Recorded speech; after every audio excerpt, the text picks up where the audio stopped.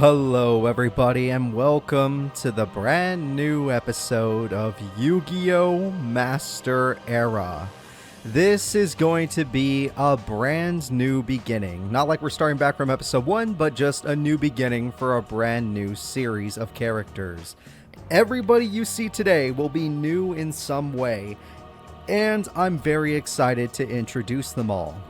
Our story today will be taking place in the middle of Heartland City at Heartland Middle. Yes, everyone, today's tournament is Yu-Gi-Oh! Master Era Heartland Middle, the middle school tournament. Everybody that is attending Heartland Middle School is, a little scared because there is a quarantine going on in Heartland City. This actually happened not too long ago. It was issued by Yami Pegasus and his Industrial Illusions after a bunch of weird cards started showing up, in the Heartland City area. But that all changed when we got invaded, because now we think we know where some of the cards are from.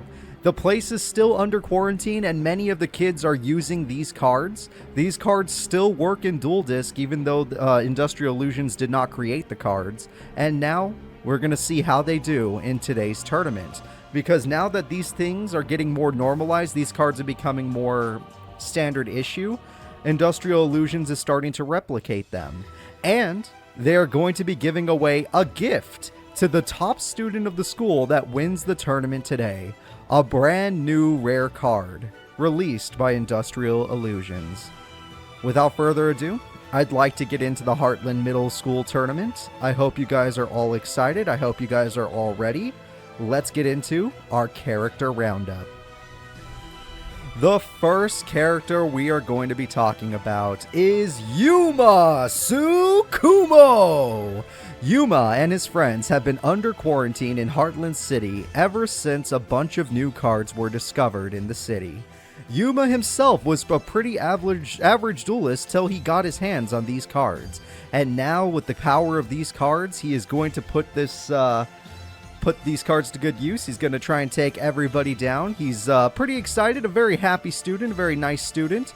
It's kind of sucky that he's gotten stuck in Heartland City with everybody else. They can't go traveling. They can't watch it. Well, they can watch stuff on TV, but they can't go spectate any big tournaments, which does, put a hamper on the mood. But hey, here they are today, and we're going to see how good Yuma does in his first ever tournament. The next character we're going to be talking about is Alito! After the portal closed, Alito and his fellow Baryons took on a more human form. Seto Kaiba intended to place them in Duel Academy, but Industrial Illusions already set up a quarantine zone in Heartland Middle School. Well, in Heartland City, in Heartland Middle School, and now that is where Alito attends. These guys don't have any of their crazy powers anymore. They've lost everything since the portal has closed. But Alito is still a pretty strong kid. He likes boxing, and we're going to see how he does in the middle school.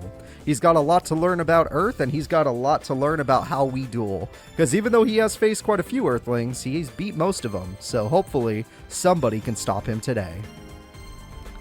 The next character we're going to be talking about is Anna Kaboom! Anna is one of the best duelists in her school and wants to be number one. After she does become number one, she plans on challenging the person who taught her how to duel. She owns a cannon that is also a hovercraft. Yes, there is a person that taught Anna Kaboom how to duel when she was much younger, and she hopes to get a challenge, to challenge that person after becoming the number one student. Hopefully she'll get to, pull that off today. Her deck is insanely powerful. She actually has some of the coolest cards ever, and ever since the new cards came from wherever they came from, she was able to buff her deck up quite a bit. She likes trains. The next character we're going to be talking about is Ray Shadows. After the portal closed, Ray was sent to Heartland. Leaving their old world behind seemed to be liberating for the young man, as he has started to make friends and be more open about his hate of Nash.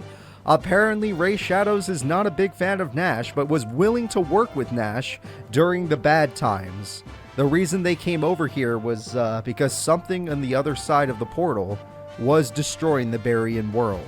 But now that they don't have to worry about that anymore because they're not going back home, they're not saving their world, we stopped that from happening thanks to Yugi Muto. He could just be like, hey, this is a whole new world to enjoy, and now I don't have to follow that loser Nash. So Ray Shadows is starting again. Hopefully he will not be evil despite that face. The next character we are going to be talking about is Caswell Francis. Caswell is one of the class reps at Heartland Academy. His duel style is slow and calculating with a focus on special summons. He recently met a new friend named Girog, and they started the SDC. Yep, the School Disciplinary Committee. Yep, that's probably what that means. Caswell is here. He's starting a whole new committee with his buddy Girog, and we're going to see what happens with that later on.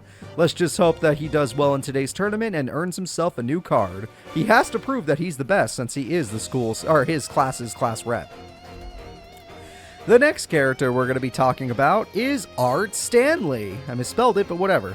Art Stanley. Art's parents most likely hated him and destined him to be an artist. His goal in life is to work for Industrial Illusion as a card artist, but he needs to get better at dueling to get accepted to their children's program. Now, I am not saying that artists lived a tortured life, alright? I'm not saying that. I'm just saying that they probably live harder lives than others, and I don't even mean that financially. Artists are very awesome. They're the reason we have all this amazing stuff. But they're often mistreated, especially by the people that employ them. So, this is love to all my artists out there. I'm not saying artists are bad. I'm saying that I feel bad for all of you, because I know you're mistreated by the people that are supposed to be supporting you, or supposed to be paying you, or supposed to be commissioning you. I wish you all luck. Art Stanley, good luck to you as well. The next character we're going to be talking about is Kathy Catherine. Kathy is a shy student that has dedicated her life to taking care of cats. She has become so obsessed with cats that she dresses as one.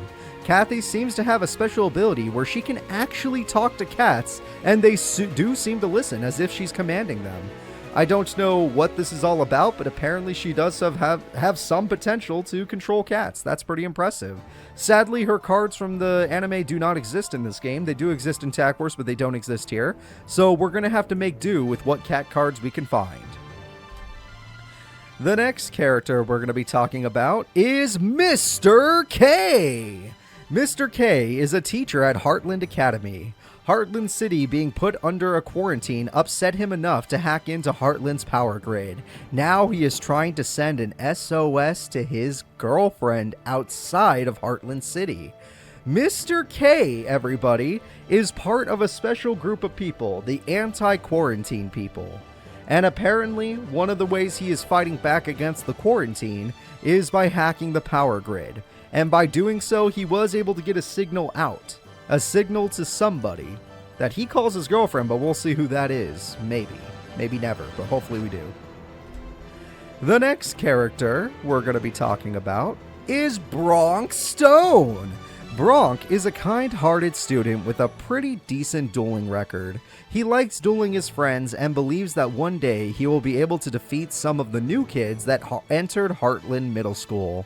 Yep, very recently a bunch of new students have entered Heartland Middle School. We know them as the Barians. These kids know them as just, new students, transfer students. It was a little weird that they transferred during a quarantine, but hey, they happen to have a lot of the Exceed monsters that these kids found, so they'll probably fit in. Yeah. The next character we're going to be talking about is Jen. Jen is a high-spirited student that got into dueling after watching her friend Tori duel a boy she likes when they were in elementary school. She never saw the boy again as he attends a different academy. Yes, Jen is a duelist that stepped up after watching her friend Tori duel against a boy she was into. This boy dueled Tori in an interschool duel? I don't know. In a duel between schools. And now she hopes to see that boy again, so she's trying to be a very good duelist. She's trying to improve her game, and she's going to try and challenge them. She even has his sweater, but we're just going to move on from here. Good luck to you, Jen. The next character we're going to be talking about is Dog-chan! Dog-chan used to live with a pack of actual dogs on the street before the quarantine happened. When security found her, they enrolled her into Heartland Academy. Sumo King does not exist, and yes, that is going to break a lot of hearts. Dog-chan has no chance of being as good as she was in Tag Force because none of her anime cards exist. No Dual Bulldog, no Tri-Bulldog, none of that stuff. She is going to have to go in with some pretty basic support. We all wish you luck, Dog-chan. You are going to be very much nerfed compared to you in Tag Force. But welcome to Heartland Academy. I don't know why you were living on the streets, but you don't have to do that anymore. The next character we're going to be talking about is Girog. Girog has taken a liking to school life after forming the disciplinary committee.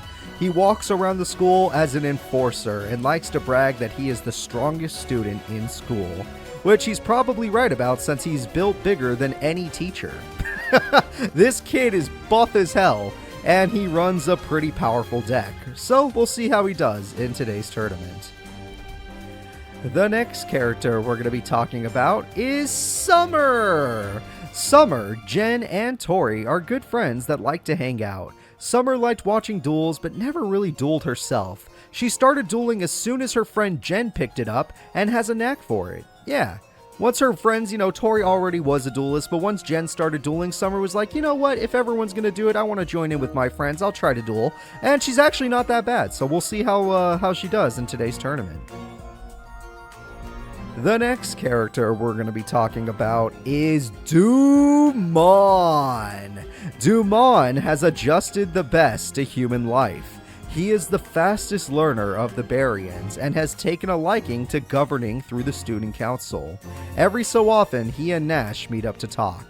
Dumon is here, everybody, and yes, he's actually a pretty peaceful guy. He's not that much of a jerk. He showed up, he's like, okay, well, if I'm going to be stuck here, I might as well learn more about the human race, more about Earth and humanity, and he's doing a great job at it. So we're going to see how he does in today's tournament, now that him and his Barian friends have lost a little something, which you all probably noticed by now. The next character we're going to be talking about is Flip Turner. Flip is a conniving student that likes evil stall flip effect decks. What is worse is they like to trick their opponents and can be seen as a bit of a jerk, as he is willing to ruin reputations to get his way. Yes, everyone, this man is a little bit like Weevil Underwood, in my opinion. He's a little bit of a jerk. He likes to cheat during duels, sneaking cards into people's decks, or at least trying to convince people to use cards they really shouldn't. And yeah, he is willing to ruin people's reputations if it means getting an edge over them. The next character we're going to be talking about is Tori Meadows. Tori Meadows is a kind and well-liked student at Heartland Academy. She is good friends with Yuma, Jen, and Summer. Her dueling is okay, and she wants to have a rematch with a rival who attends Duel Academy. That's right, everyone. The student she lost to a little while back was a student at Duel Academy. Now, this was before the the quarantine happened at Heartland Academy, but hey, here we are. We're going to see how Tori does. We're going to see if her deck has gotten any better since these new cards have appeared. The next character we're going to be talking about is Mizar. Mizar has become quite the show-off since he joined Heartland Academy. He is one of the top duelists in the school, and many of his classmates struggle against his dragons. He is loyal to his fellow Barians. Yep, Mizar showed up, he's like, oh man, these kids are weak. My 3,000 attack point dragons just wreck them completely. And he likes to be not too much of a jerk, but he's kind of mean to people. Overall, he still spends time with his fellow Barians, he enjoys their company, and would never betray them. The next character we're going to be talking about is Lotus Hana Zoe. Lotus is a popular student at Heartland Academy. She has the ability to put people to sleep with just her voice, though professors suspect she is actually using her plants. She hangs out with Girog quite a lot. So Lotus Hana Zoe is an interesting character that likes to use plant-style decks. In fact, she's part of a gardening or a plant club in her own school. Hopefully she does well today, as she is a pretty decent duelist, and yeah, she's actually made friends with one of the new transfer students.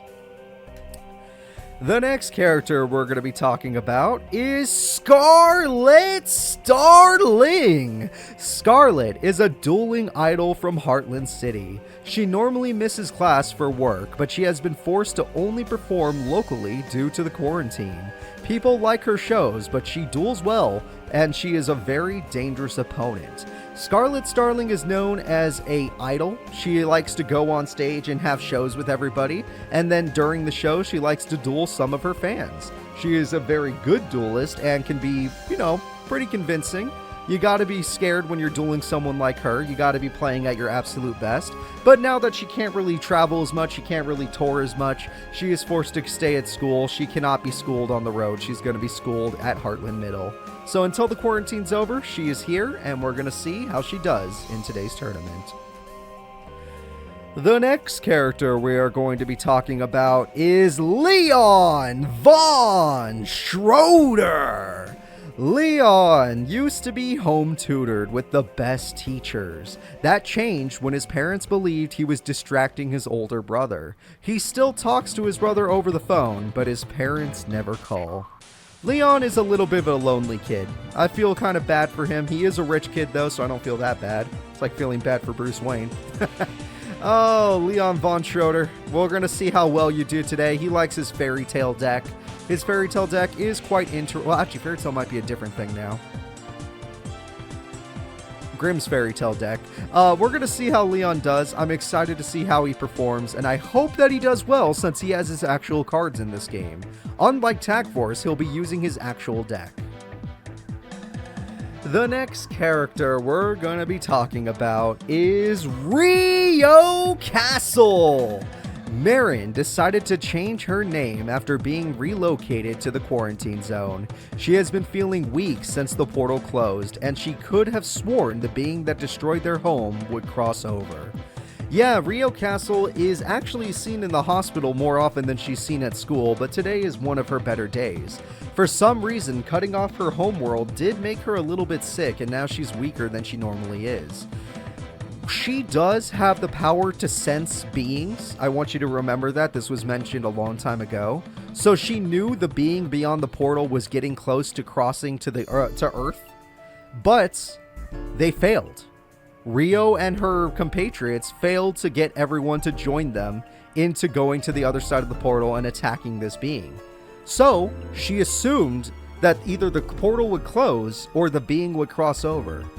The being was already somewhat through the portal when, let's say, the people that closed the portal went up there to, up there to close it. Which means that you would think the being did cross over. However, she doesn't sense it anymore. Which means maybe, just maybe, somebody that went up there to close the portal was strong enough to at least push the being back. Hopefully without a cost, but probably with a cost. So Rio, I wish you luck today. Your deck's a little bit different than it was, and I know you're a little sickly now, but I hope you'll be okay. The next character we are going to be talking about is Carlisle Chesterton. Carlisle Chesterton is a meddling student that tries to enforce the rules of Heartland Academy. He recently has become friends with Girog and wants to start a disciplinary committee, which they pretty much already got, acceptance for. Everyone's like, yeah, just pass that through. A disciplinary committee is a good idea. But Carlisle, Caswell, and Girog seem to be the people that want to enforce it. We'll see how they do in today's tournament. They're kind of a jerk, but they do like to play the hero. They like to play this pure-hearted hero, and they run a extra deck monster that embodies that, though that doesn't exactly mean they're a good person. The next character we are going to be talking about is Shark Castle. Nash has accepted the fall of his homeworld after losing to Yugi. He has decided to start a fresh life on Earth and hopes his fellow Barians will be able to start again here. He still thinks humans are weak, humans are kind of bad, humans are useless, but he has a newfound respect for at least some of them thanks to duelists like Yugi. There are not that many people that were able to win tournaments over him. I believe tournaments that he's been involved in, the people that did win were one of his people under control, Taya Gardner, and Yugi Muto. I don't know if he's been in any other tournaments where he lost to, or at least was below somebody. So those are the two people that have won tournaments over him. Either way, we're going to see how Shark Castle does today. His deck may seem like it's going to be weaker, and it technically is, but at the same time, he is still an insanely fast and insanely powerful person. He was probably the strongest student at this school. If I'm being 100% honest, he is probably the #1 duelist at this school. So, we'll see if anybody can stop him today. But, he is not the last character I have to talk about. There is one more student attending Heartland Middle, and their name is Yusaku Fujiki. Yusaku is a young prodigy that loves messing with computers. Heartland Academy has been taking care of him since the quarantine, but Industrial Illusions has been contacted to allow an extraction team to get Fujiki out of the quarantine zone. Yusaku is a pretty nice kid. He's just he just likes to stay on his computer most of the time. He likes to go on the obviously I think we all can tell he really likes the virtual league. But he can duel in real life as well, and we're going to see how this little kid does. He is just starting his middle school. This is his first year of middle school, and we're going to hope that he does well. Good luck to you, Yusaku Fujiki, and hopefully Industrial Illusions does not let that extraction team in. Because who the hell are they? Are they his parents? Probably not, because Heartland Academy's been taking care of him, the same dual academy that takes care of their students. But we'll have to see what happens. I hope you guys are all excited for today's tournament. Every single character is basically new. I know some of the decks may not seem new, but they're all at least touched up to a point, and many of the decks are brand new. If you guys are excited, I want you to say your favorite character that's showing up today. If you're not excited, then just leave. No, I'm joking. I want you to stay. It's going to be fun. I'm excited for today's tournament. Now, it is going to be a bunch of Exceed monsters in today's tournament, so hopefully we get to see some fast duels, some powerful duelists, but no guarantees. These are still AI, so be mentally prepared for that.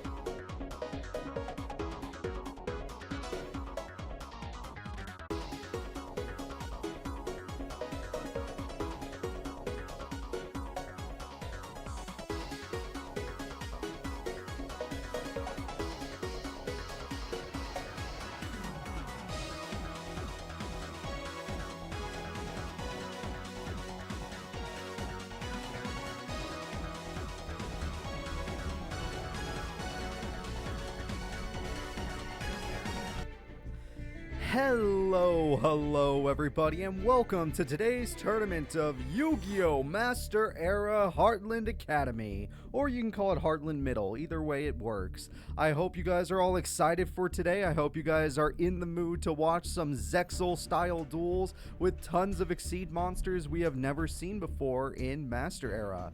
But before that, I think it's a good idea for us to check out our bracket. Oh, I haven't started the tournament either. Let's start the tournament and check out our bracket. The first fight today will be Art Stanley versus Summer. Every single skip today was offered to a Barian, and then we had one extra. So everyone else that is fighting will be fighting in the first round. Hopefully we get to see some really fun duels that you guys maybe have never seen before in the anime, or maybe there will be some actual canonical duels. I do not know. I didn't watch Zexal. We're definitely off my we're out of my comfort zone, and luckily this is Master Era, so I can make up whatever crap I want to make up, like Dog-chan actually being here. So, and yes, we're calling her Dog-chan because it's too iconic, so that's why we're doing that. Pip is a nice name, but you can call her that if you want. But Dog-chan is just something we all grew up with in our Tag Force tournaments. So, the first fight today will be Summer versus Art Stanley. Summer uses a deck that is yet to be seen, and Art Stanley uses something called a Comics Hero deck. I do not know much about it, but a lot of his cards did exist in this game, so that's the good news.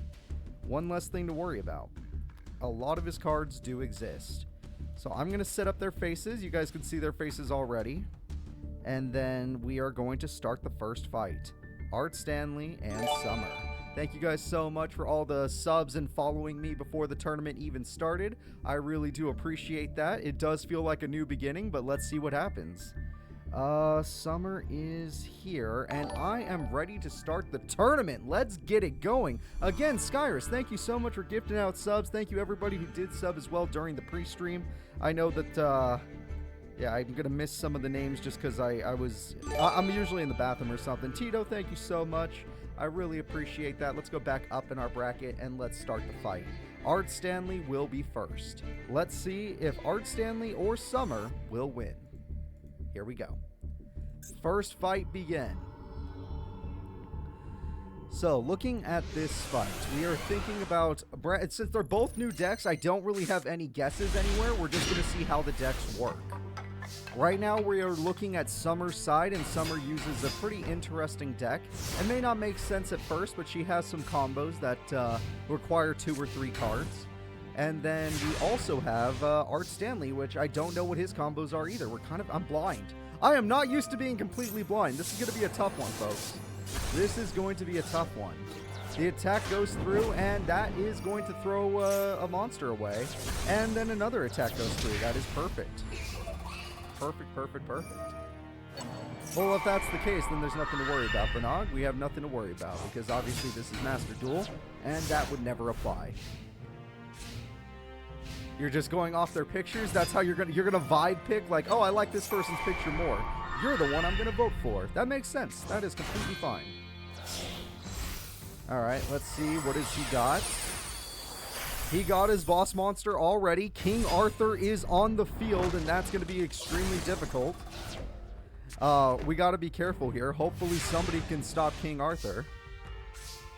Wow. That is a top deck. Oh my god, the combo! What was that? Holy shit, Summer knows how to play Yu-Gi-Oh! She's so damn good! Wait. There's still a turn left. You know what? Everybody, give her a round of applause. Everybody. Even if she ends up losing this duel due to burn, give her a round of applause. That was such a good play.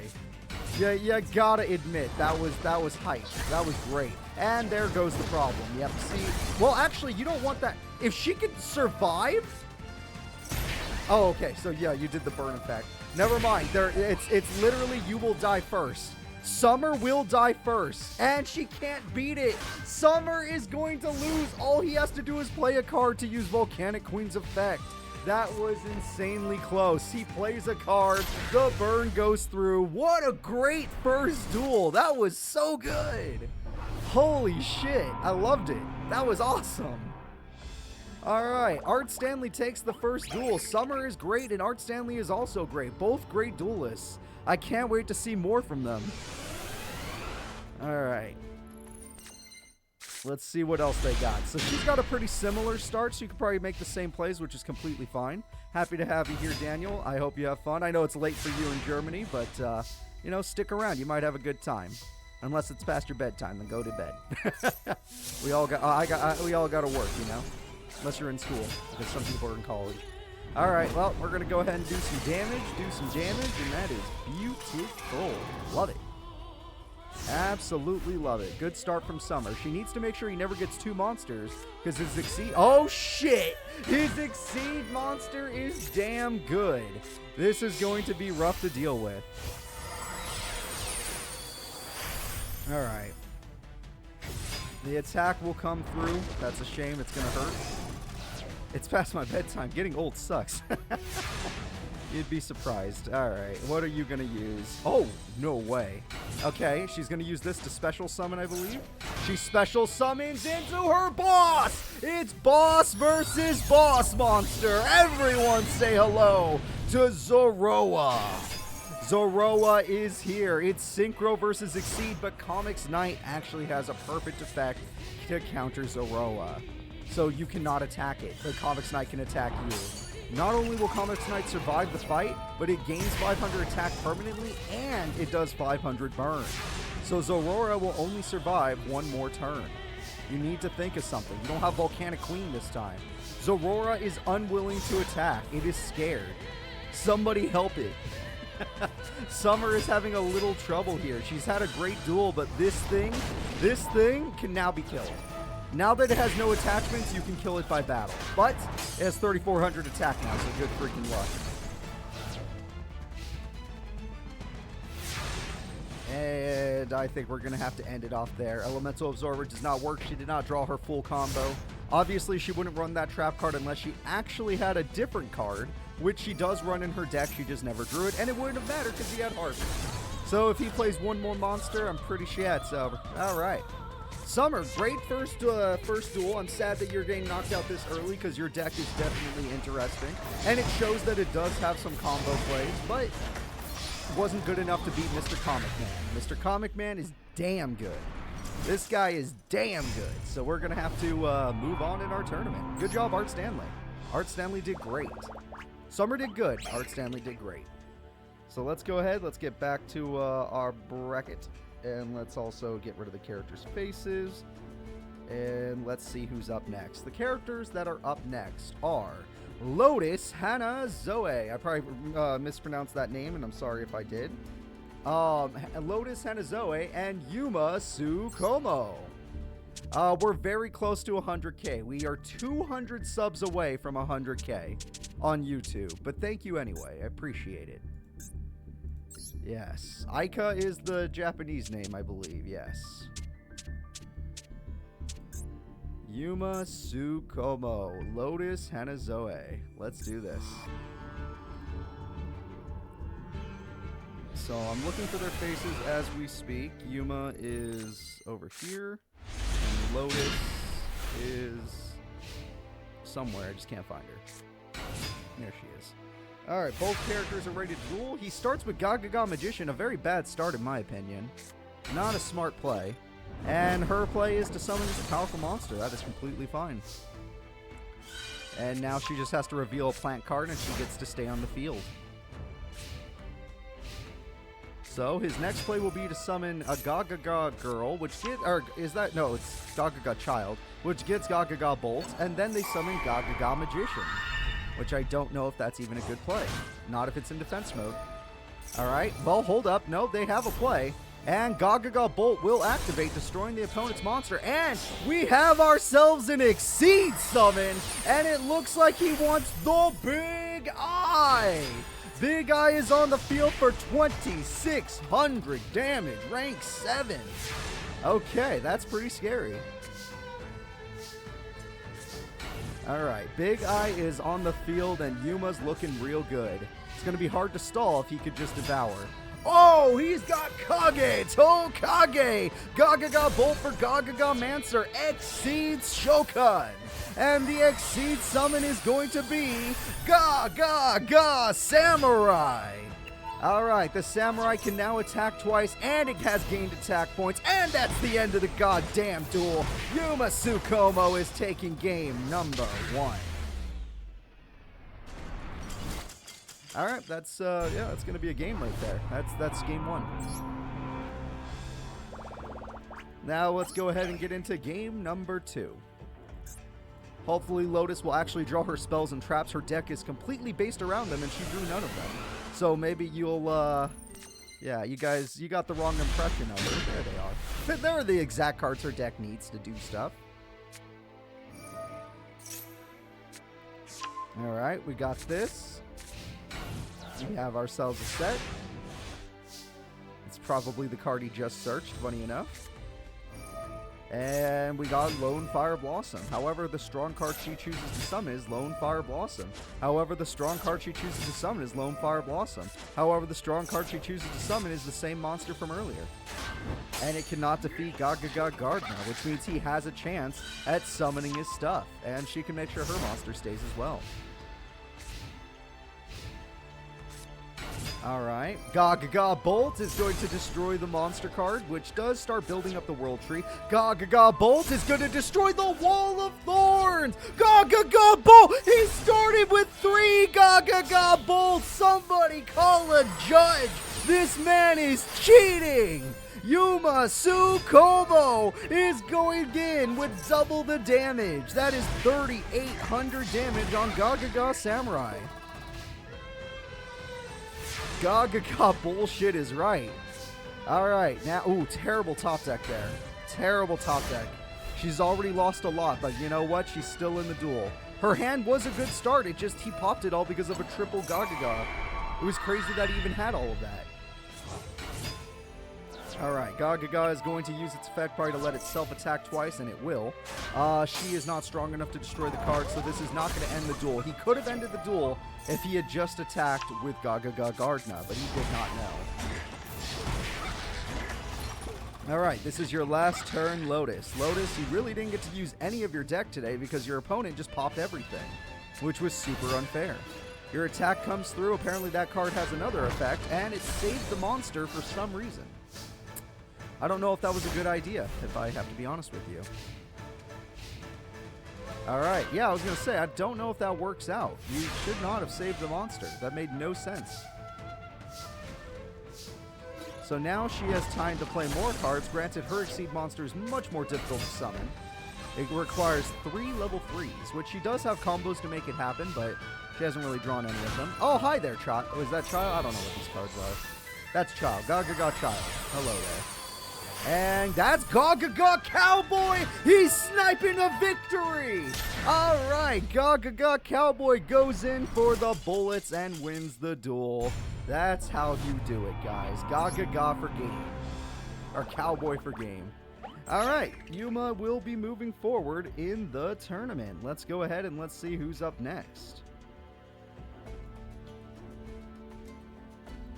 Yeah. This is your Okazi now. Since he has Cowboy, he technically has Ukazi. So Yuma is going to move forward. The next duel is going to be Anna Kaboom, the Train Girl, versus Carlisle Chesterton, the, what is it called? The Moral Leader? I don't know. This guy, I didn't watch the show, but this guy looks like a jerk in my opinion. We'll see how he does, and we'll see how Anna Kaboom does. Should be a fun duel at least. Let's go ahead. It's almost as bad as Chester McBadbat.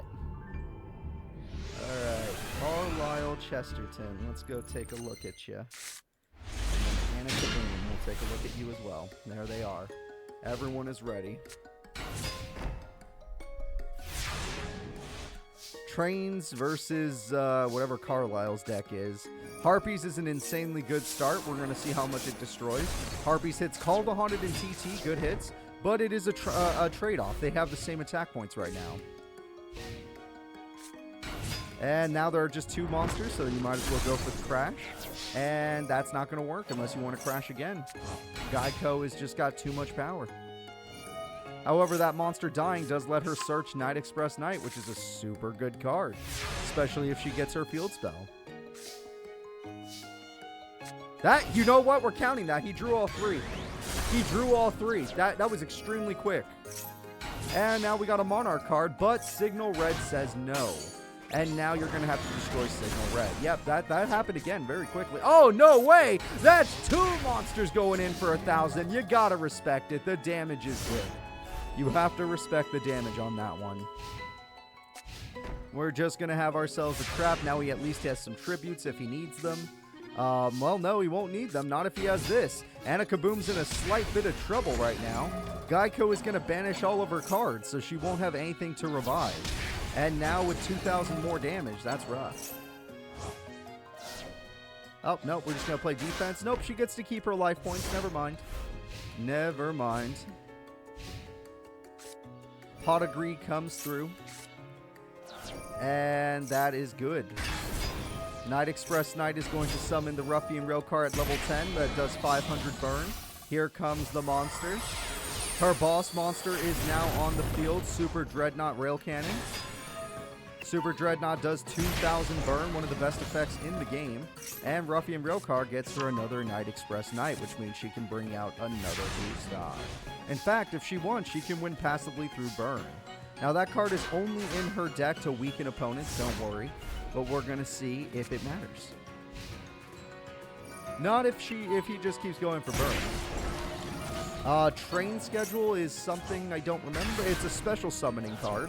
And the Railway special summons again. And that gives you more cards. Holy crap. And the Rail Cannon is here. The Rail Cannon does 2,000 burn, and she could just win passively. She does not have to win aggressively. But because she went for the aggressive win, there is a chance at losing. Okay, there is a slight chance she could lose now. 400 damage, he just needs to tribute. Okay, you can't tribute that one, but you just need to get a tribute monster. That's not going to work. Why is it in... He gave up. He gave up, folks. He gave up. All they're going to do is this. Yep. Yep. Everyone, can I get a round of applause for Anna Kaboom, everybody? Because I don't even like this Carlisle guy. Yeah, good day, sir. You are very bad. We're now going to go into number 2. The winner was Anna Kaboom. Interesting. Okay, he's got some more of his cards, but don't you worry. If Anna uses the field spell, she can't do battle damage, or it's halved. You don't know? Okay. Well, we can find out. We'll take a peek. Everyone want to take a peek with me? All right. According to this, your opponent takes no battle damage for the rest of the turn. So you're right. They cannot take battle damage. That is correct. Majestic Mech is going to go in for the crash. A really good play, in my opinion. I would have done the same. The first of the Monarchs is going in for a play. Signal Red once again. This is not the first time she's pulled that off. And Signal Red hits the graveyard. So that's a shame, but at the same time, she got what she needed. This man will be destroyed sooner rather than later. Oh, Night Express Knight combos with the field spell. That's right, everybody. We're doing 500 burn. Then we're going to exceed summon. Then we're going to Gustav shoot him. All right, time for some artillery, baby. Put it on top of a train for some reason. All right, 2,000 damage. Yes, he has a card in his deck that changes everything into spellcasters. It's a trap card you all know about. All right, Dark Hole comes through. The Gustav will not survive.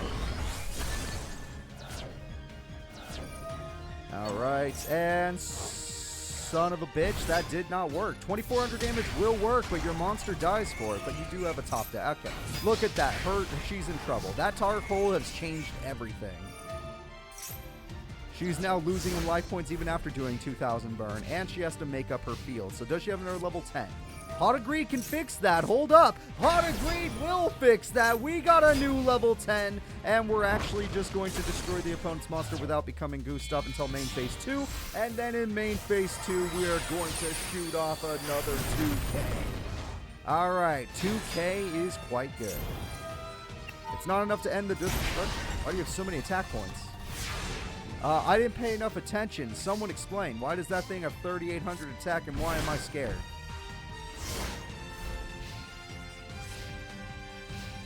I'm scared.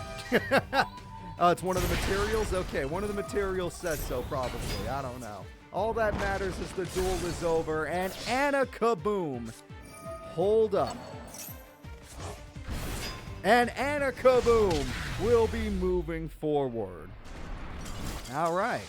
Anna Kaboom is rocking it today with her trains. You gotta give her some credit. That guy's trying to make people do stupid things. He wants to be the disciplinary committee, but he can't even duel. Well, actually, no. Anna Kaboom's unfair. She's like one of the top students at this school. So let's go ahead and take a peek. Anna Kaboom, go ahead and just skip forward. Have fun. The next duel is the duel that will hurt my brain, but I did this just because apparently he shows up a lot in the anime. Flip Turner exists. This could be his only tournament if he pisses me off too much. I want you to know that. This could be the only time you get to see this character if he pisses me off too much. Bronxstone will be his opponent, though, so we'll see how it goes. I do not like Stall, and that's basically what his entire deck is about.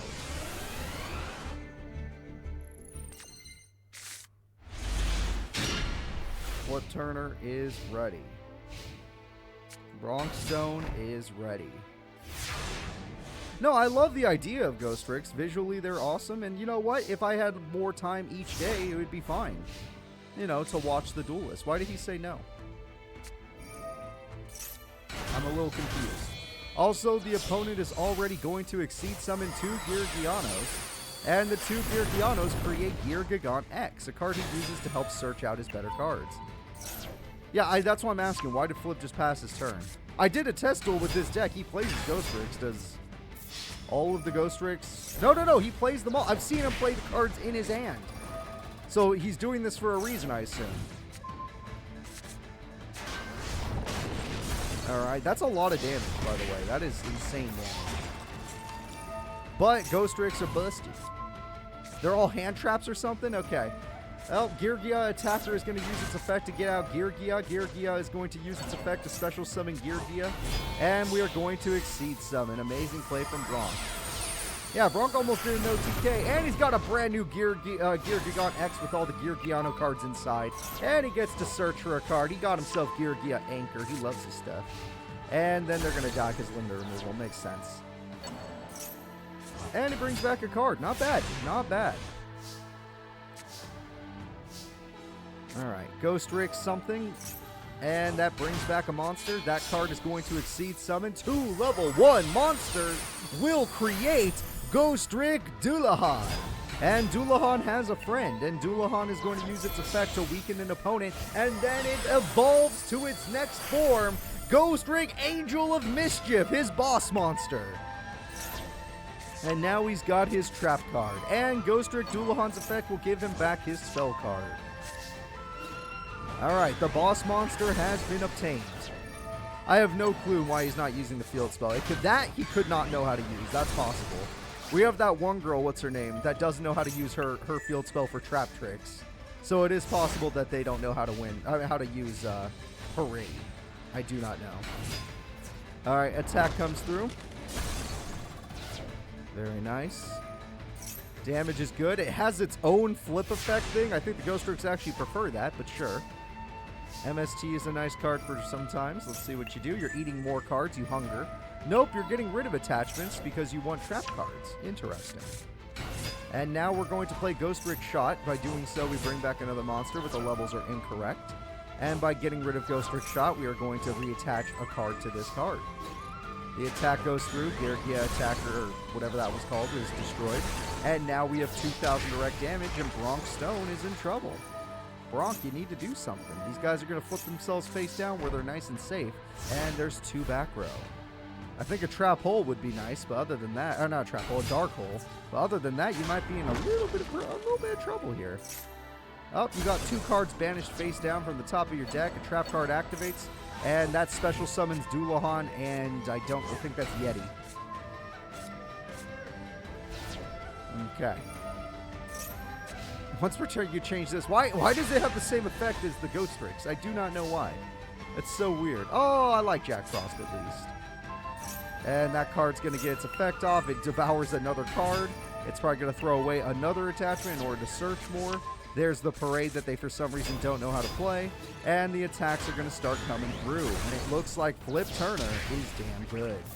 To think he stopped an OTK in order to win the duel like this. Not bad from Flip Turner. I actually got to give him some more credit. And you know what? I don't mind if he has parade, especially if it's a break in his deck. I'll take it. All right, so let's go ahead and let's get into game number 2. Okay,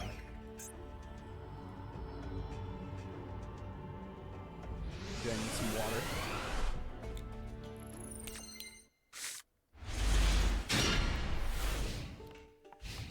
All right, he's got a Yeti, a Frankenstein, and he's got a Fairy, as well as the opponent has this card.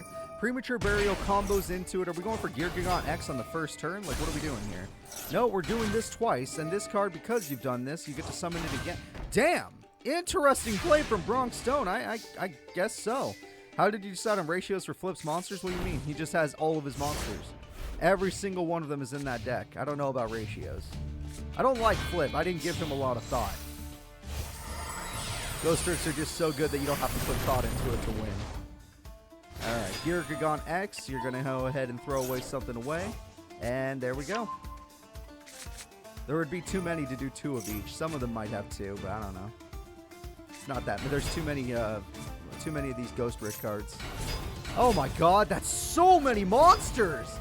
Dear freaking god. Okay, Book of Moon is going to at least put that 2,500 attacker face down. That is a good play because you're in a little bit of danger right now. Geargia attacker pops the back row.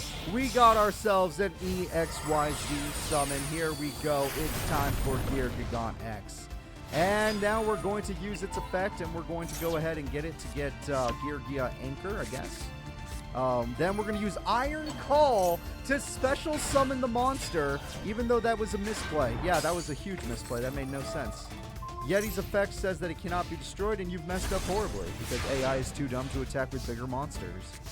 All of that for nothing. Alright. Yeti will now flip itself again, but this time it's going to use it on its friend. Attack goes through to destroy the problematic card, and then they're just going to probably both go face down. Nope, just the Yeti gets to stay face up. Alright, Bronk, you going to go ham this turn, or are we just going to let the opponent have their fun? Well, we got Geargia Arsenal, which could be very powerful. We got his Eye Iron, which is good for XYZ summoning, Exceed summoning. Arsenal is looking real strong, and they're going in. Attack is good. You know the face down is 1,000, so attack is good. And that card's effect will bring back a... Ooh, it also flips it face down. That's cool. Attack is good, and that is good. It looks like you're in a little bit of trouble there. And now we have another Geargia monster, and we got Gear Gigant X in the field. Nice. So we're just going to go ahead and set. Yep. A lot of Ghost Trick's strategies are just play these cards set. They got themselves a Warwolf in hand. I don't know what the fuck. Oh, it's to do its effect. Okay, doing its effect makes sense. Vanish apparently is a trap he can just activate. I don't know what it does. Like I said, we're out of my time zone, so we're going to be in a little bit of trouble here. And he's got the Tin Goldfish, which he's just going to use for battle. And it looks like Bronx Stone ends game number 2. All right, game number 2 goes to Bronx Stone. We have not had a game 3 today. I think this will be the first game 3 today. So we're going to see which of these students deserves to move on to round 2 against the real powerful students at this school. The strongest students are waiting in round 2. And Yusaku. Yusaku, I would not say, is one of the strongest students at the school. But we'll see. Yeah, Flint isn't being super annoying. His deck is usable. I might not kick him out of other tournaments as long as his deck doesn't change from this. Because, yeah. Maybe I'll just take away all the field spells and give him more support that aren't field spell related, and then he'll be fine. Because the field spells are one of the biggest reasons he's a stall deck. And even if it makes his deck good, fuck that. I'm just tired of it. Okay, well, there goes Rush Recklessly. I do not want any stall in my tournaments. Now, obviously, there might be a little bit, but I don't want to see it. Like, the biggest stall I want to see is somebody played their 1 swords that they happen to draw. And Geargigon X returns.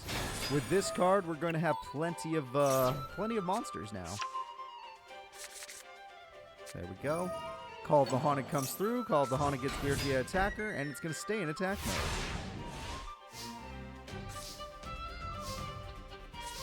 Okay, we have ourselves our first set from our buddy here. I don't know what he plans to do with it, but he said it. And now we can use Geargia Attacker based on the plays he's been making. All he has to do is flip face down. Unless I'm wrong. Yeah, flip face down and then just flip it to pop that trap card. And then the trap will be this card again, and it'll do something. I don't remember what it does. I do not remember what it does, but here we go. Alright, it did that. Whoa! Limiter removal! He needs a hand trap! This man needs a hand trap right now. Attack goes through. Attack goes through. And you are done for. Bronx Stone and his consistent machine deck is going to take the game. Limiter removal really just cemented that victory. All right. Great job, Bronx Stone. Let's go ahead and let's move on to the next competitors. So, the next competitors in the tournament will be Jen versus Leon Von Schroeder. Alright, Jen and Leon are going to be taking, taking on each other. We're going to see which one is stronger. Jen is kind of new to dueling, so she may not be the best duelist in the world. Leon Von Schroeder, we all know him. He's actually a pretty okay duelist, at least in the other series. In this series, we have no clue because he's using a brand new deck. But we'll see what happens. Apparently, it's pretty good, in my opinion. In my opinion, based on test duels, Leon Von Schroeder's deck is pretty freaking good. So let's start that duel. Let's have Jen fight Leon. Leon, you are ready. Jen, you are ready. Let's take a peek, and let's see how it goes. Alright, Jen is going to show off her hand. She's got some pretty interesting cards there. And she's just going to set. Cool. Leon Von Schroeder top decks his field spell in the first turn, very handy, and summons his boss monster immediately, because that's allowed. Apprentice Magician gets popped, and 2600 damage goes through. Brutal. Absolutely brutal. And now, even if you played your field spell, it'd be for nothing, so this is going to be a pretty tough duel for you. Alright, by banishing 10 cards, you now have the ability to keep the thing on the field, but you get to summon another one of your boss monsters. And now we're going to do this. Monster Reborn brings back one of the strong monsters, and he's going for game. That is actually for game. The winner is Leon Von Schroeder, because he started... You know what? She would have been fine. All she had to do was play a spellcaster face up and then play her field spell, but she did not. All right, let's go ahead and let's get into game number 2. Let's see if Jen can make a comeback. But like I said, she is a new duelist. She's not going to play perfectly. She's going to do her best, but we'll see what her best is. Interesting. She doesn't just have light. Pot of Greed comes through, and let's see what he gets. He got this card, and that got him his card. Yep. Just like a Shizu with her Necro Valley, as long... Oh, he got 2! Just like a Shizu with her Necro Valley, as long as this man gets his Golden Castle, he is going to have a huge advantage against the opponent. And now that he has the Golden Castle, there it is. The boss monster is here. Now, 2600 attack may not seem like much, but it's a lot. Well, hold up. Well, hold up. And we're just going to set, cry. I would be crying. Okay, we're going to banish 10 cards face down, but now we get to use our boss monster again. Thank God it wasn't one of the banished cards. And Apprentice Magician will never get its effect off against this opponent. But 2600 damage goes the wrong way. And you could lose by deck out. You got to be a little careful. Now, what else do you get? We got Magician's Valkyria, which we're not going to use, and you're probably just going to get popped. Okay, here we go again. Banishing 10 cards. You're down to 7. The game lets us know they're down to 7, and now they don't have the boss monster to special summon anymore. It's going to be hard for him to win the duel in time since he doesn't have his boss monster. But because she did not throw away a light monster, she does not have a chance.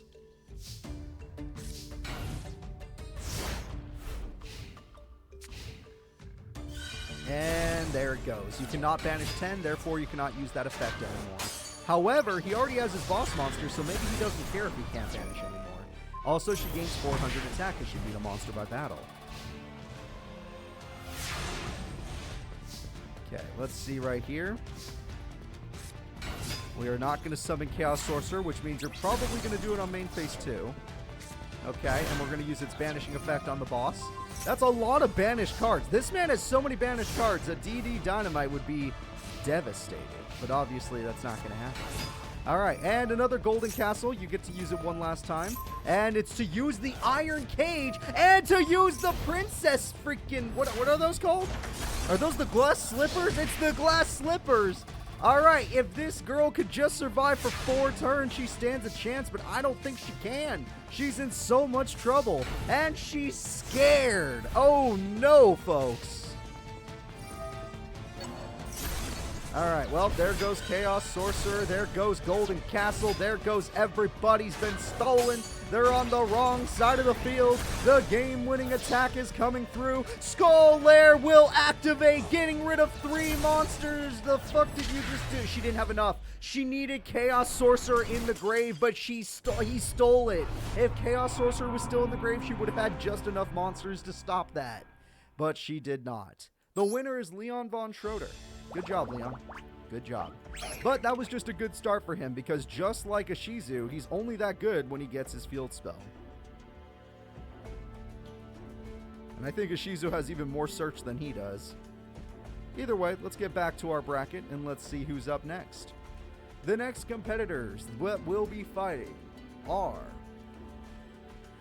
Caswell Francis versus Tori Meadows. Caswell Francis and Tori Meadows, we're going to see how well these two duelists duel. Both of them have pretty interesting decks. Caswell has some cards you guys probably won't see coming. And Tori has a deck I kind of had to make up myself. So, yeah. We'll see how things go. Let's start this duel. Alright, Tori Meadows, you are ready. Caswell Francis, you are ready. Let's do this. Alright, no Jason, no way in hell. We have Harpy's Feather Duster. And I do just mean that in person. I don't know about like online. And whatever that card is, it gets you a Master Hyperion. That's pretty handy. And Master Hyperion on the first turn is pretty good. And there it goes. Antidote Nurse does not exist, Brandocco. That does not exist in this game. So you're going to have to think... Oh, there's a combo. Okay. That could be pretty good. Crush Card Virus! Master Hyperion, Tethius is dead. All she has is Shining Angels. She's lost everything else. That is brutal. Shining Angel is here. Shining Angel is here.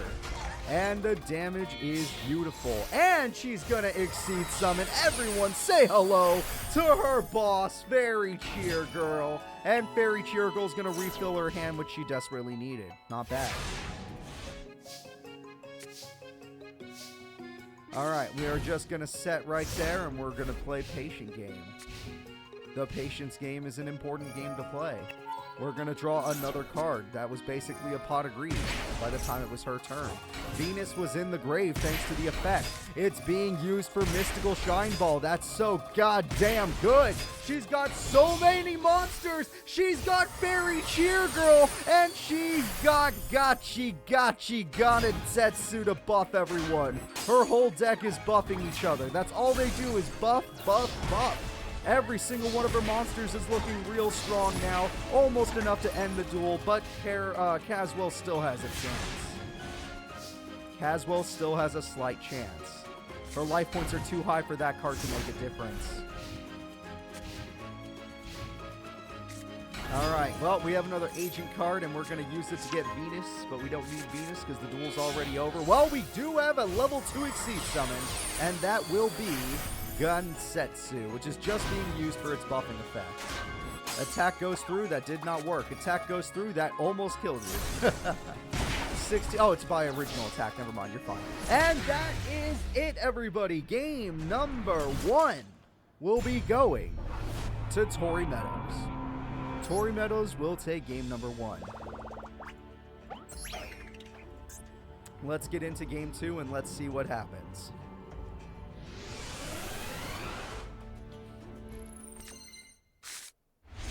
Alright, he has a lot of his cards, but he hasn't drawn the... actually, Mystic Tomato can make it work. Yeah, no, he could be fine. This could work.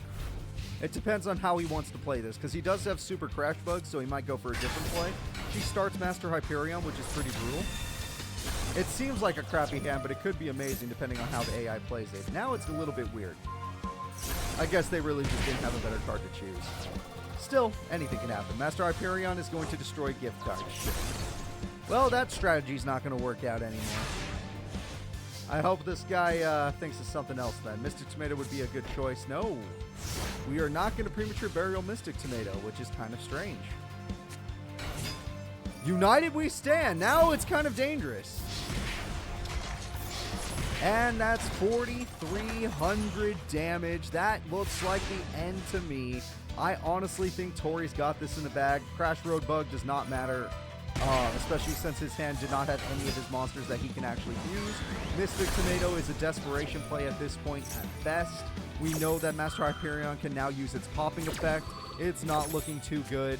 We have Fairy Cheer Girl just for good measure. We have a Crash Bug card, but because he does not have his other Crash Bug card, and because he does not have his deck Devastation Virus, I think that's going to be it. I think we're going to have to end it off right there. One more attack will end this duel. Here's another Agent of Creation, just for good measure. Here comes the Fairy Cheer Girl for game. And that's it, everybody. Freya, the spirit of whatever, has won the duel. All right, Caswell, you suck. Let's get rid of him. Tori Meadows, great job. Quick 2-0 from Tori. The next duel will be...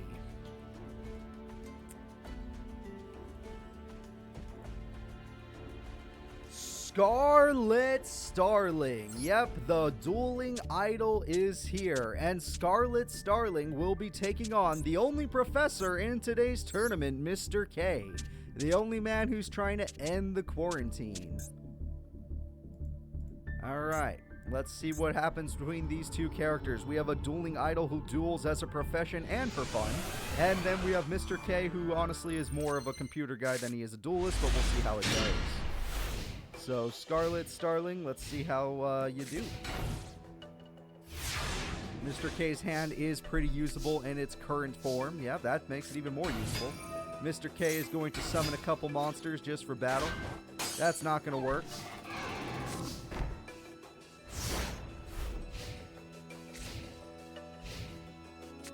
She is now going to summon another monster, and that gets her Madolche. I don't know that one. That's a newer one.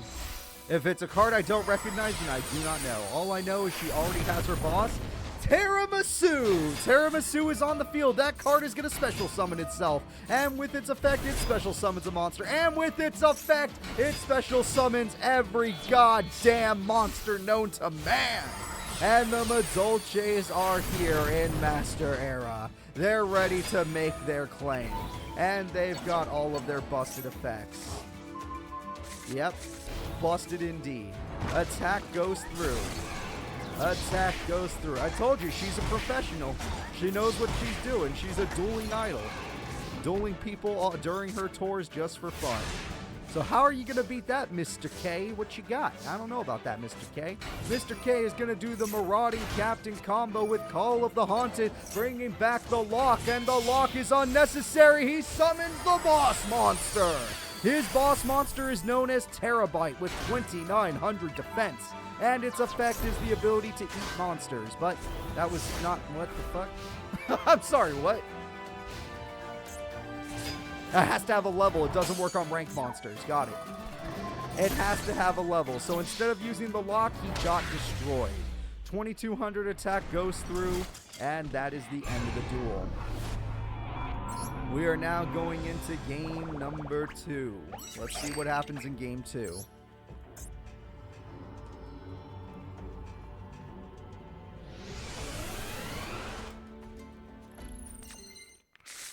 Scarlet Starling is looking pretty strong. He even has his own Super Crash Bug.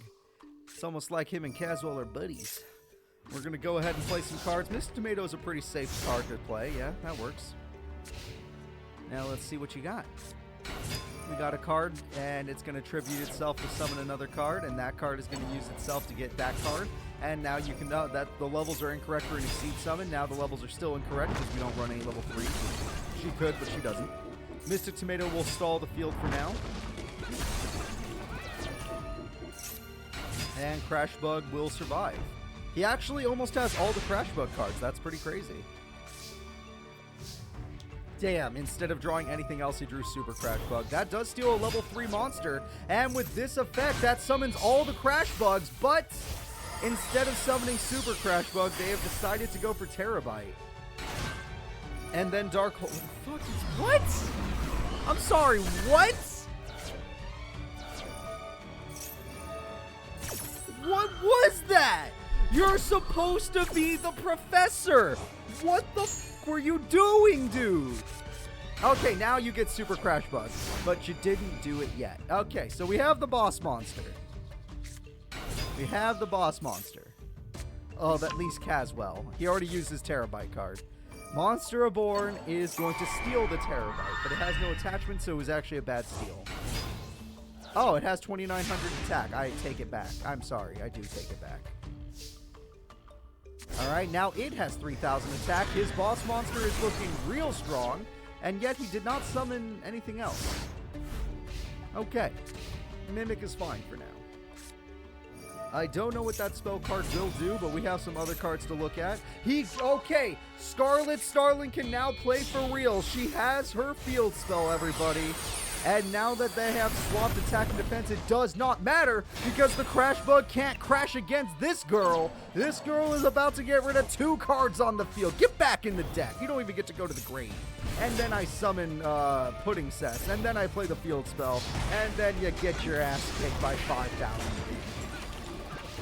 So yeah, I don't think your Terabyte or your Super Crash Bug are going to do anything against her. You beat one monster that was your own for 100 damage. And she's just rocking the field like it's nothing. And she continues to do so. Oh no, Dark Mimic level 3 will let you draw 1 card. How scary. Oh shit. Okay, wait, I take it back. That could have changed the entire game. That could have changed the entire duel. But instead, Scarlet Starling will be moving forward. Okay. That was fun and all, but Scarlet is going to be on a different level than many of the duelists because she actually does this professionally. And now we're going to see who's up next. With Mr. Kagon, we don't have to worry about professors. That's nice. The next duel is Catherine versus Dog-chan. Both characters horribly nerfed because none of their cards exist. So this is not going to be as high class and as cool as you think it's going to be. It's going to be pretty damn basic, but we'll see what happens. Dog-chan versus Cat-chan, the ultimate battle.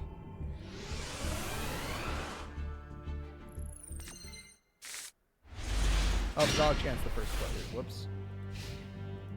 There we go. There we go. All right. Dogs versus cats. Let's see what happens here. We got ourselves a lot of interesting cards. Harpy's Feather Duster's gonna come on through. And with that, we are going to use Pot of Greed. Pot of Greed gets you 2 Mad Dog of Darkness, one after the other, and it's dead because you know what? She also has a dog. For a reason. She does have one for a reason. Monster Reborn will be used just to bring it right back because we're not losing this dog. No way in hell. So, Cat-chan, how are you going to beat a 1900 attack point monster? You're not. That's a... Yes, that is accurate. You are not. You are just going to do that instead. Now we're going to play 2 Mad Dog of Darkness. And there's the kitty cat. All right. And the kitty cat brings back that in order to draw a card. This is where the dog comes in. 1900 is pretty scary. And now it looks like she's going for her boss monster. Yep, that is her boss. That is as strong as she is going to get. I am sorry. They don't have Sumo King Dog, which would have been completely fine. But they just don't have it. Oh, shit. Oh, shit. Okay, then. That is super scary. It looks like we're about to see a boss battle. It's the Diamond Dog versus the Mannequin Cat. The ultimate battle. Both of them have the same attack points, but that card does buff her to 3,000. And now she is going to destroy the opponent. Not bad. The dog is in trouble. Mannequin Cat defeats Diamond Dire Wolf. And Mannequin Cat again. Hello there. Now we just have a bunch of cats on the field. How are you going to defeat a bunch of cats? It seems like an unwinnable situation.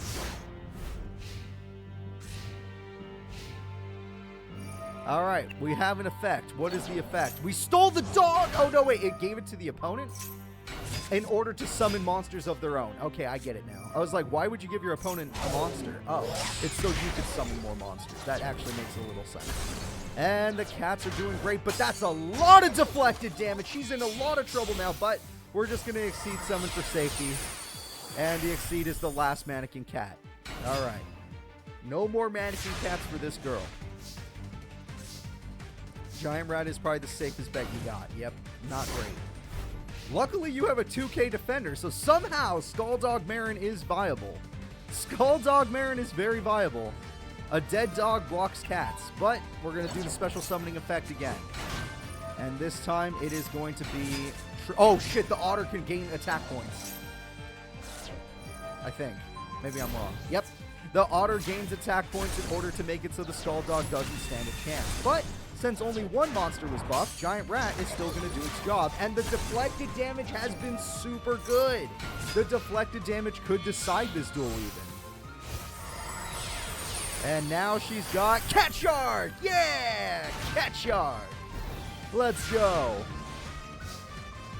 So we got Premature Burial, we got a Dream. You gotta make this dream come true. The Diamond Dire Wolf returns to the field. And then what? And then the other wolf returns to the field. And then what? And then the Exceed summon happens. And then what? We got double Diamond Dire Wolf. 2 wolves versus 4 cats. Who's gonna win? Oh, shit. You killed the wrong one. You popped the wrong one. What were you thinking? Your AI brain, it couldn't handle it. I don't understand. Ah, yeah, they're just gonna go. Oh, Cat Shark! It doubles the attack, and that is it, folks. This is the power of Cat-chan. Very close duel. I know her name's Kathy Catherson, Catherine, but whatever. That was a great duel. Very close. Now, I know I've said this before, but I've always been a cat person. But based on Tag Wars, Dog-chan was always cooler to me. But seeing this, we'll see what happens. Dog-chan still has a chance. He just needs to pull off better combos. Okay, we have one set, and Dog-chan has a Mad Dog, so we might get to see some brutality. Mad Dog is going to show some brutality. Oh, shit. Well, we've seen this start before. Yes, we have. The cat has destroyed her the first duel. That is pretty freaking good. And now we're going to use our... Oh, no. What do we got? Harpies gets rid... Oh, no. It does not get rid of Scapegoat. Scapegoat really will change.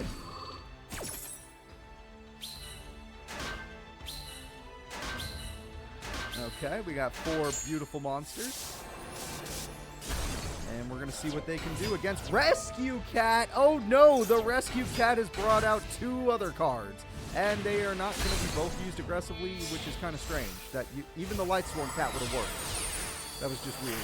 But the boss monster is here. Mannequin Cat has returned. Mannequin Cat is going to be a bit of an issue. Assault Dog isn't the worst. That technically works, I think. But you could have been in defense mode. All I'm saying. You could have been in defense mode. So we are now going to summon a new monster, which apparently summons more monsters. Lucky you. Now the question is, what are we going to do? Yeah, we're going to destroy Scapegoat tokens. You're damn right we're going to destroy Scapegoat tokens. Okay, yeah, why did she play that in attack mode when if she was in defense mode, she would have been fine? I really don't understand that. Alright, that could have helped a long time ago. I don't know now. Skulldog is still fun. Why is that in attack mode? You have the defense you need. Just use your D. I don't think you understand.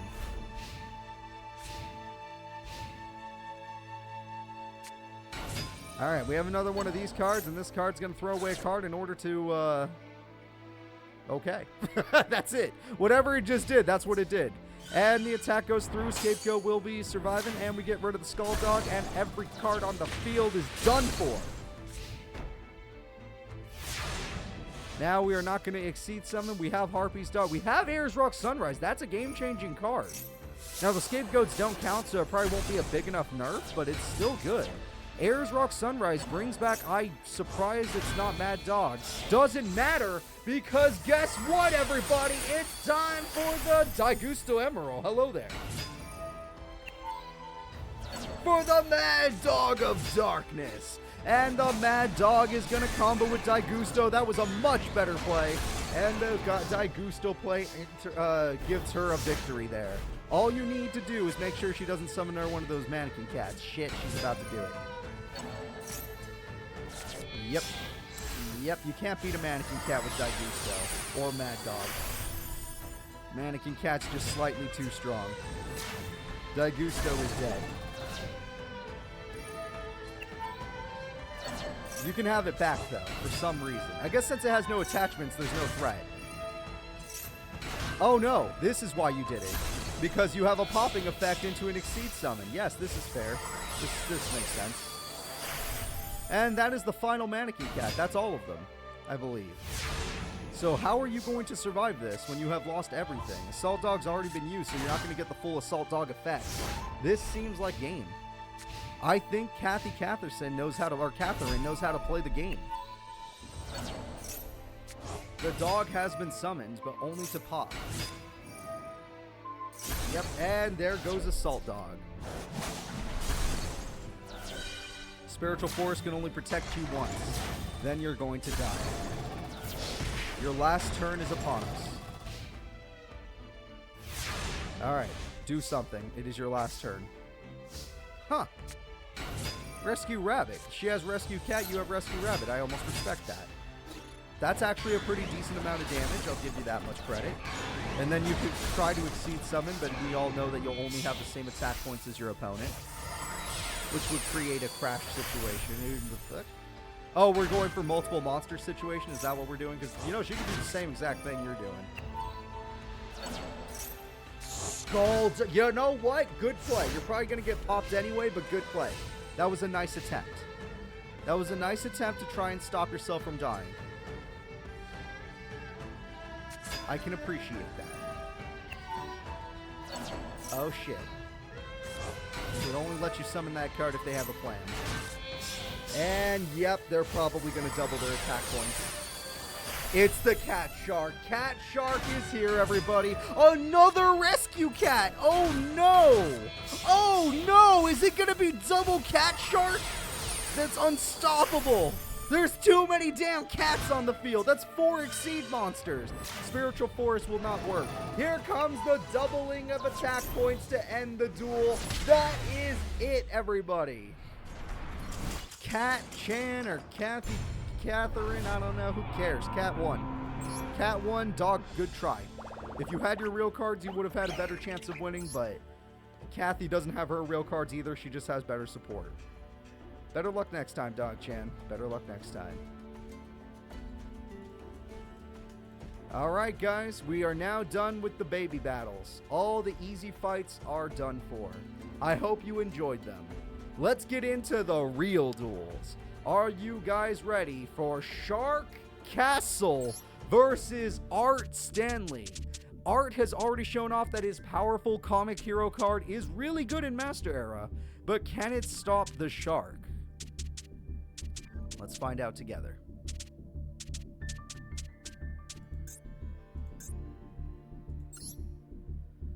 Alright, Artie, where are you at? There he is. Artie is ready to duel, Shark is ready to duel, I just need to find their faces.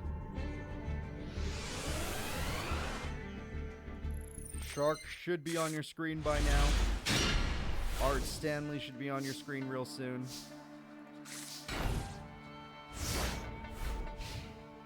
And it looks like we're going to start with a basic passive start. Rhoda is going to give the opponent a Spell Strider. And Pot of Greed is just a good card. Lots of search. Goblin Berg, immediately we can get Exceed. Alright, no, we're just going to attack into a magic cylinder, which is actually a good reason why you shouldn't exceed. Good play. Good play. And now you have to deal with a problematic card. Unless you have a popping effect, it's going to be super annoying dealing with Arthur here. Arthur is quite the jerk. So let's see what Shark does against Arthur. Shark summons a couple monsters and Exceed summons.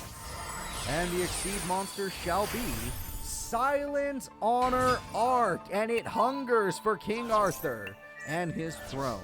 Silent Honor Arc will now be used for 2100 damage, and Silent Angler will be used for defense. Okay. Shark hungered for the monster, and he got the monster. Now the opponent is going to get another comic hero. You can already tell that's what they're going for. Silent Honor Arc doesn't stand a chance.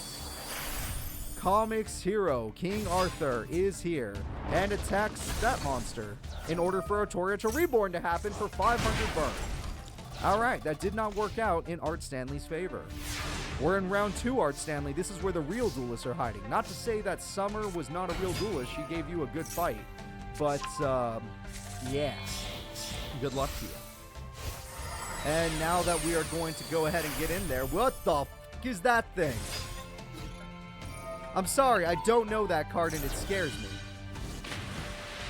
Whatever it is, the Comic Hero Man does survive, but that thing is going to, yeah.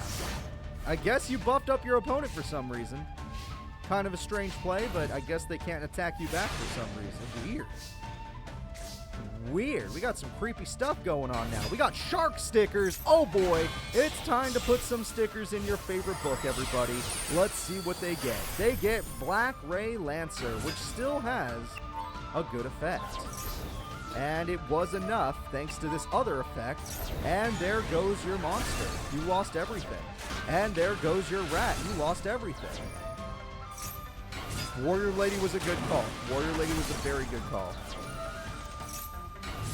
And Goblin Bird. So let's see if the Goblin Bird can do anything.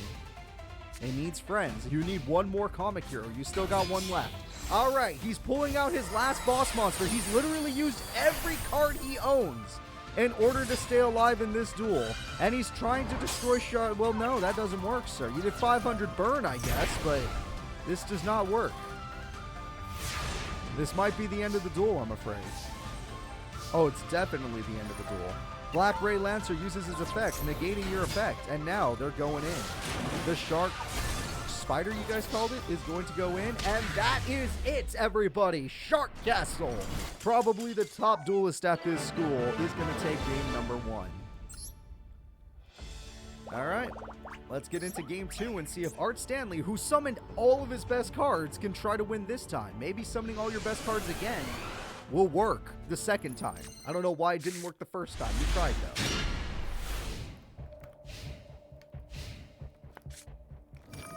though. Alright, Gaia Power will give you an advantage at least. That's actually going to be great. Okay, Gaia Power versus the fuck? It's all by itself. What are you doing? What are you doing? You're just gonna be... Oh, Harpy's Feather Duster! Harpy's Feather Duster gets rid of Torrential Reborn, gets rid of Call of the Haunted, gets rid of all of his hopes and dreams. That's right, everyone. You're in trouble now. Gaia Power creates a huge advantage for Art Stanley. To get rid of this, he goes for Double Fin Shark to summon the monster. By summoning the monster, he gets a Shark Stickers. By doing so, he gets an Exceed Summon. And now we are going to see what happens. It's going to be Bahamut Shark. Bahamut Shark can special summon another card, and that will be Leviathan Dragon. And Leviathan Dragon will evolve into Black Ray Lancer, but with some armor on. And the attack goes through. Giant Rat is dead. Also, your trap card is dead.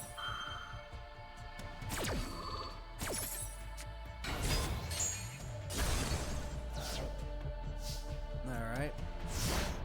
We'll see how this goes. Welcome, everybody. I hope you're excited. He can Exceed Summon if he wants, but it won't be very good because Bahamut Shark is a problem. Holy shit, I didn't expect that! Because Black Ray Lancer survives. Yeah, I was going to say. Field Commander doesn't even win you the fight, so that was... Wow. That was a straight-up bad play.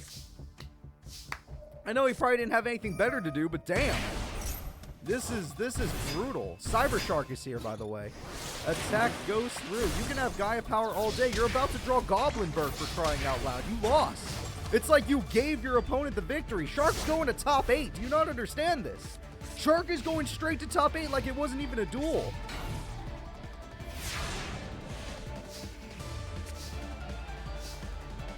Alright, Pedigree comes through. Pedigree gives you more Shark cards. Buzzsaw Shark is here.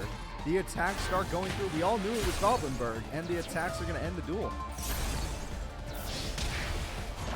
And there it is. Art Stanley, who was pretty good when he fought Summer. Those were some pretty hype duels. Got wrecked when he fought somebody like Shark. Shark will be moving forward, folks.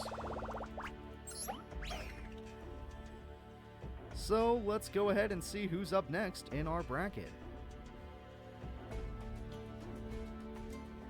And that will be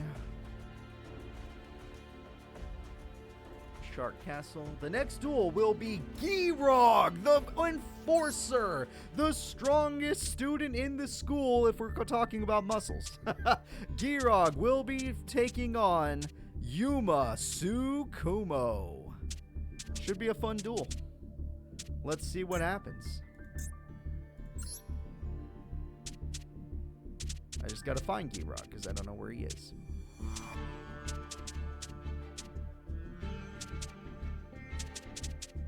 Give me 1 second. I'm having trouble finding him.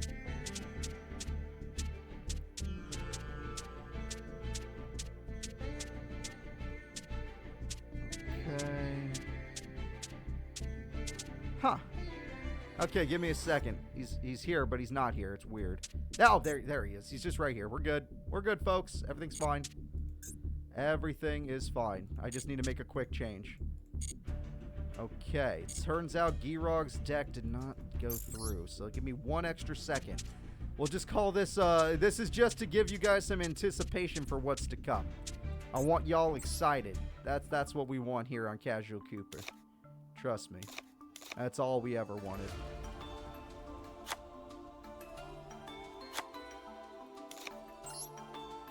Alright, well, that'll do it. That'll do it. There we go. I hope you guys are... thank you all for being patient. We'll do this. Girogue thought it was so much in the bag that he didn't even bring his deck today, but there it is. We're good. Here we go. It's time for the next fight. Let's go. Girogue versus Yuma. Yuma is ready to duel. Girogue is somewhere. Girogue is ready to duel. Girogue already has Mystic Tomato and Back Row. That's kind of scary. That is awesome. Dark Hole immediately seems a little over-aggressive, but we'll see why he would do something like that. Onomatopoeia is going to throw away Magic Cylinder, which I would have kept, but hey, to each their own. And we're going to use it to get Kage do Kage, or something, whatever it's called. Got the bet. I don't do bets. Kage do Kage goes in, and there goes 1100 damage.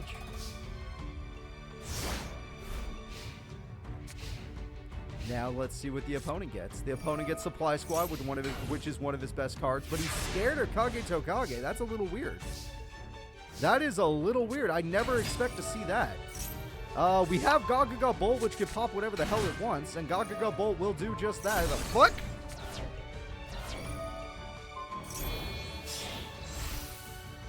I'm sorry, what? Oh, shit, he never summons this. He's going for Utopia. All right, Supply Squad will activate. I'm a little surprised by everything that just happened there. It was definitely not a play I'd like to see, but he did it. Attack goes through, but Utopia's like, no, I see what you're trying to do there, kid. Nice try. I don't think we're going to allow that. And now we got more Gagaga Magicians, but we're only going to attack the hand. We're probably just going to set after that, because we need to play passively against the fire hand. No, we are not. Oh, shit, he can go further beyond. Everyone say hello to Ray. Okay, but what does Ray even do? What's the difference? Isn't that worse? Isn't that actually worse? Maybe I don't know the new stuff, but I'm pretty sure that's worse. 100 damage comes through. Fire Hand sacrifices itself. As I said, this was just worse. That made no sense. Yuma, you're dumb. You're dumb. you're really dumb. Ice Hand is here. Granted, Ice Hand has nothing useful. And we have an Exceed Summon. Now he's bringing out his boss monster, the Giant Hand. The Giant Hand is going to be very strong. Oh, interesting. That could at least buy you some time, I guess.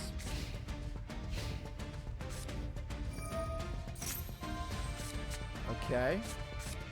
They're probably going to go for Magic Hand. No, Ice Hand, really? I guess there is a Trap card now, so that makes sense. Trap Tricks can get you another Trap card. So even if this man does get the ability to summon, he dies. Gagaga Shield will try to buy time. It probably will buy time. But even if you Exceed Summon, there is a Bottomless somewhere on that field. Because if he didn't play it, that means he already has it. Yep, I think I'm correct. I think you're in trouble. Also, he could just go for Ice Hand and then have an even better situation set up. Whoa, we got a monster aboard. Oh no, we could get another Exceed Summon out of that Kage Tokage. And we have an Ice Hand, but we're just using it for battle. Okay, terrible use of Kage Tokage. Mystic Tomato dies, Mystic Tomato revives, Mystic Tomato dies, and Mystic Tomato revives. This is the last of the tomatoes. He has to think of something else. Yuma, what else can you think of? I guess, but honestly, this field is horrifying.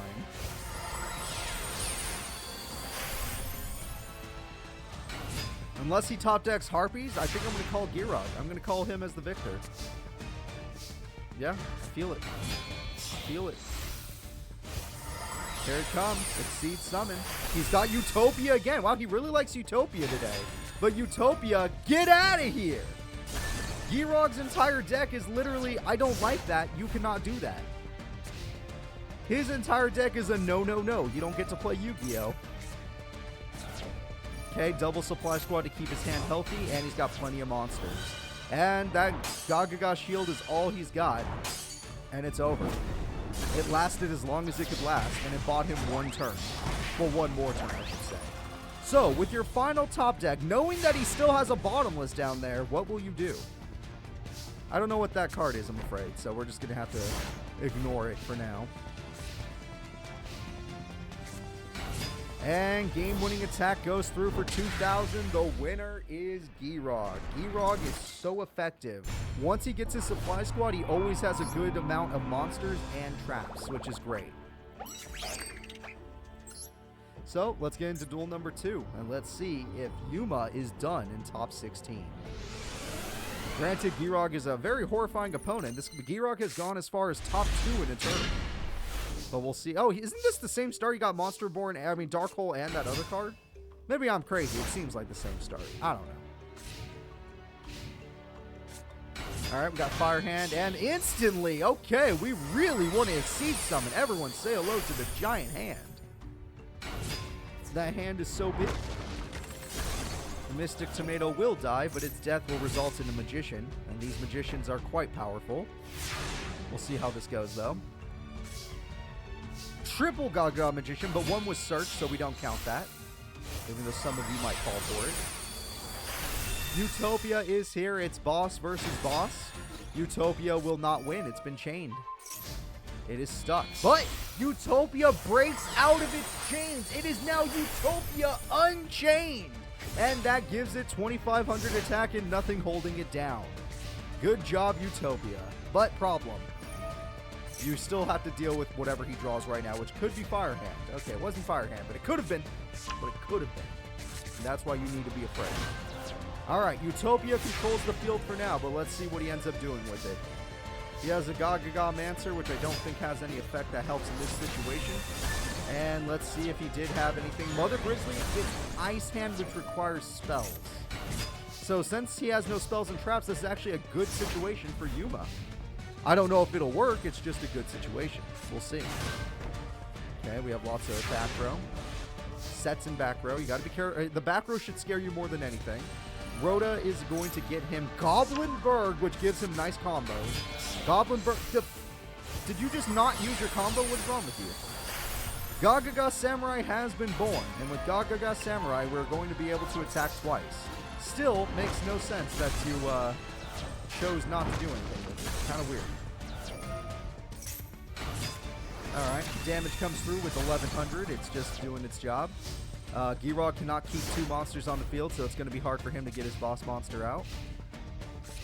We have ourselves a set, and Yuma's looking decent. He's looking okay. Gagaga Mancer is an interesting choice. Oh, no, it's not. Oh, yes, it is! Transmigration Prophecy! We'll stop the... I guess it was going to be a special summon. We'll stop the special summon and screw over Mancer. Now you just have a 100 attack point monster on the field.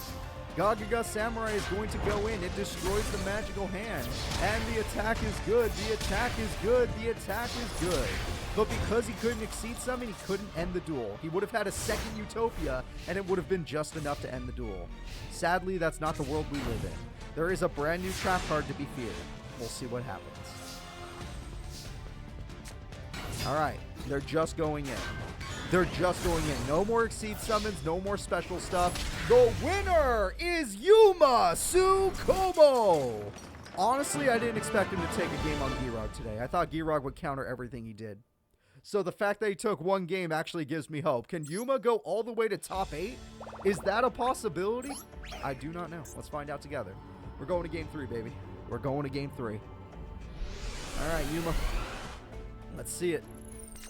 I thought the Barians would just destroy everybody in round 2, but we'll see. Magician by itself. Good luck. Ice hand with prominence hand equals boss monster. That is the giant hand. Okay, you got to get past the giant hand. It's going to be a problem. Giant hand is going to create some issues, but you started Harpies, which is really good against Giroud. Giroud relies on his back row and his monster's effects. He has Gagaga Sister and Gagaga Child in hand. What traps did he have? He had Bottomless and Phoenix Chain. What? What was that? Is it because Premature might not work? Either way, I don't know why you did it. All right, Mother Grizzly comes through. Mother Grizzly is going to destroy Child. 2,000 damage goes through. Yuma's in a bit of trouble.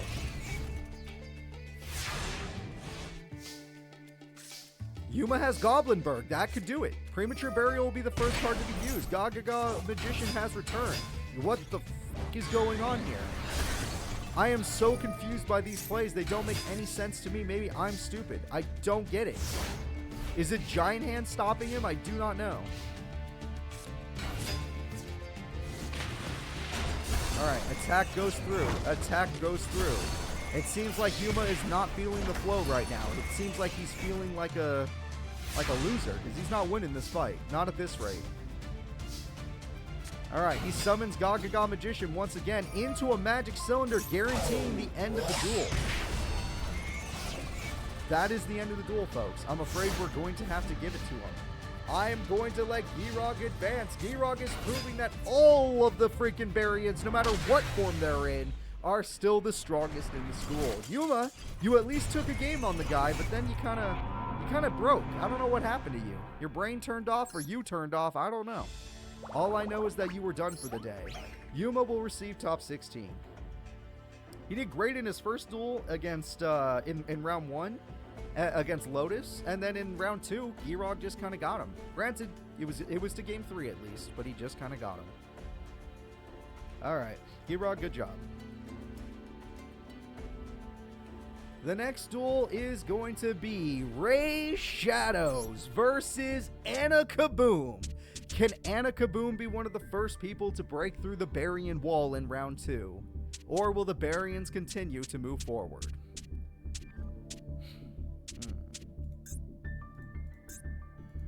Alright, Ray Shadows is looking ready. Now we just need Anna Kaboom, and we're going to have ourselves a good duel. Anna Kaboom is also ready. Let's do it, folks. It's time.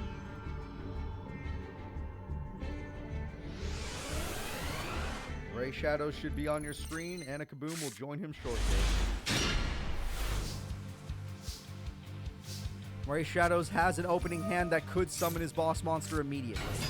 But I would not have set that card. But other than that, it's fine to just play passively. Alright, she already has Machina Sun. She's bricked! Oh my god, it's happened! Anna Kaboom is living the bricked life. Reasoning, it's level 8, but you got a level 4. We got a level 1. The level 1 has an effect. It's level 4. It's the boss monster. Everyone say hello to Masquerade, the strongest card Ray has to offer. He gets rid of the schedule, but he takes all the damage this turn. Still has a great, situation, but he takes all the damage.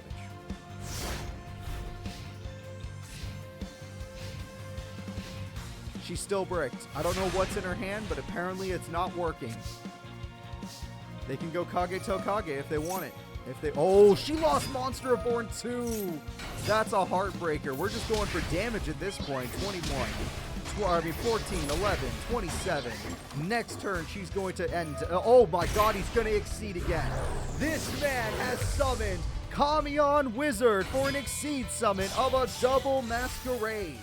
With both Masquerades, I don't really think she's coming back.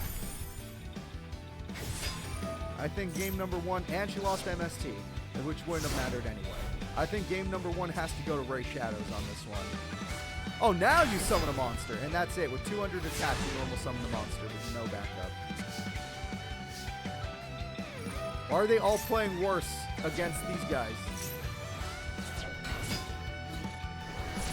Okay, 2,500 damage, 2,700 damage. Wait, no, hold up. It has 3,000 attack. Yes, she is fine, everybody. It looks like the end of the duel, but it's not over yet. Anna Kaboom is about to son of a bitch. Oh, she's limiter removaling, and she won the duel. I don't know how it happened, but Anna pulled off the victory even after all of those bricks.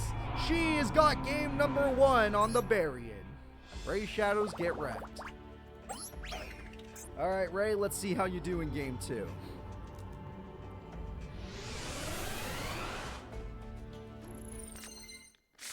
Anyone that bet on Anna in that last duel, you guys are probably sweating. You were sweating right there. All right, we got the Umbral Horror Wisp, and then we have ourselves nothing else, but it does its job by itself. It doesn't need any help.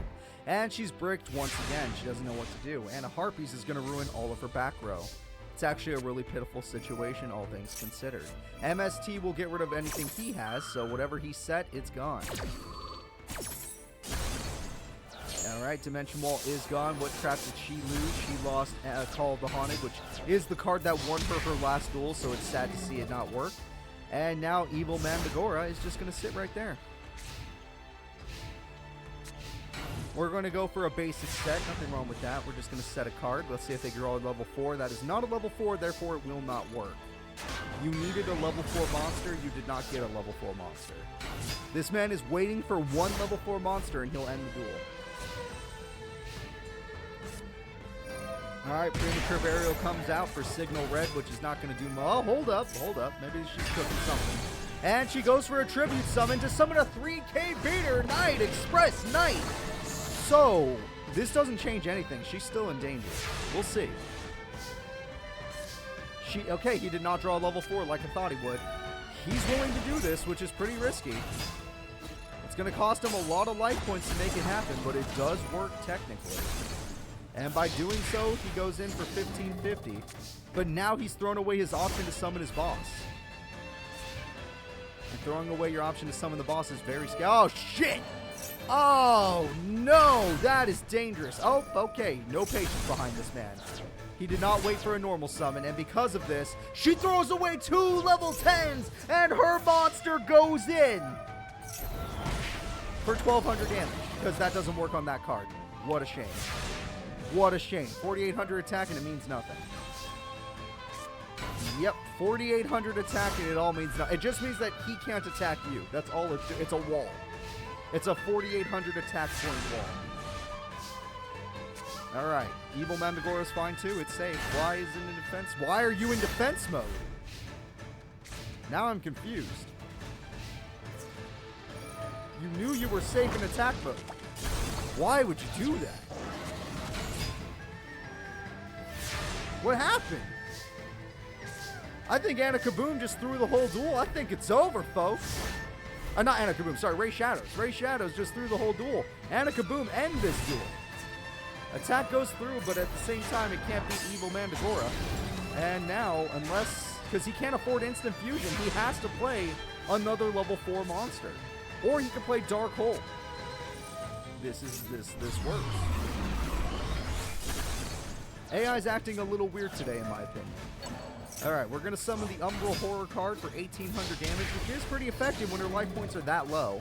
So we'll see if she pulls off anything else. She's already used so many of her cards. Even banishing 2 of her level 10s, which is pretty brave, seeing as you can no longer call the Haunted them. That's in her level 4, but he cannot summon his boss due to the fact that instant fusion costs 2. Oh, it's over. And that is it, everybody! Ray Shadows will lose! The first Baryons of Fall will fall to Anna Kaboom. Anna Kaboom is moving forward. That works. Good old Skillender, guys. Good old Skillender. Alright, so we are now going to move forward. We're going to get rid of Ray, we're going to get rid of Anna, and we're going to think about who's up next. Who is fighting in the next round?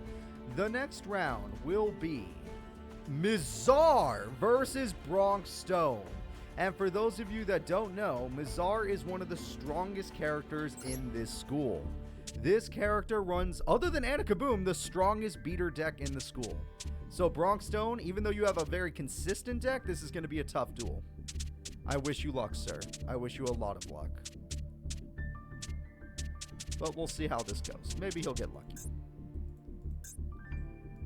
Maybe Mizar won't just destroy him with his level 10 drag or level 8 dragons.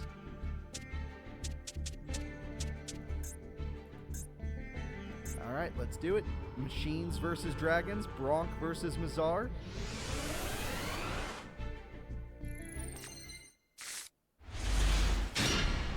Having trouble finding Bronk's face. There he is. There's my perfect thumb. And trade-in to start the duel is nice. Trade-in will get you a couple cards you could use. Pot of Greed gets you even more cards. Dear God, that's a lot of draw power. And a Mass Dragon and 2 back row. Very good start for Mizar. Ting Goldfish can combo into another summon. Oh, TT, baby! They saw it coming. They saw the summon coming, and they did not want to let it happen. Harpies! That is brutal, but that trap is also insanely good. Gear Gear is insanely good. Alright, you need to kill those before they become an issue. Dark Hold. Yep, that'll do it. I'm starting to think you're bricked. You have level 8s in your hand, don't you? Yep, he has level 8s in his hand. That makes sense. And Gear Attacker goes into a Magic Cylinder. Wow, those are all the best limited to 1 spells used. Harpies was used, Dark Hole was used, Magic Cylinder was used. All of his best limited to 1 spells have been used. So that's it for Mizar. He has to win with monsters now. Oh, and he used TT. That's 4. He used 4 insanely good one-offs. Okay.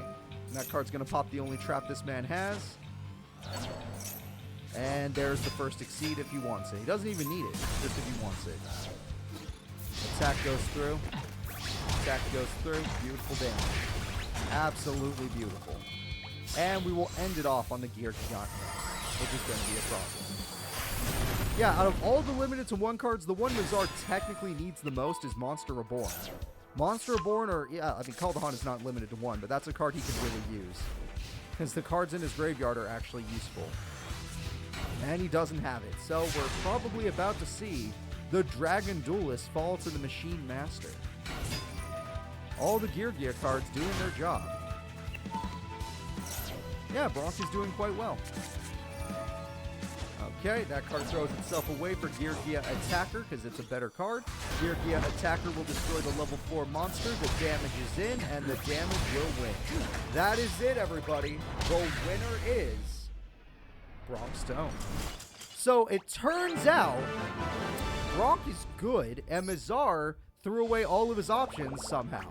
All of those limited to 1 cards mean nothing if you don't get your combos with your monsters. You got the wrong monsters, I guess. So let's go into game number 2 and see if Mizar is going to lose this early on.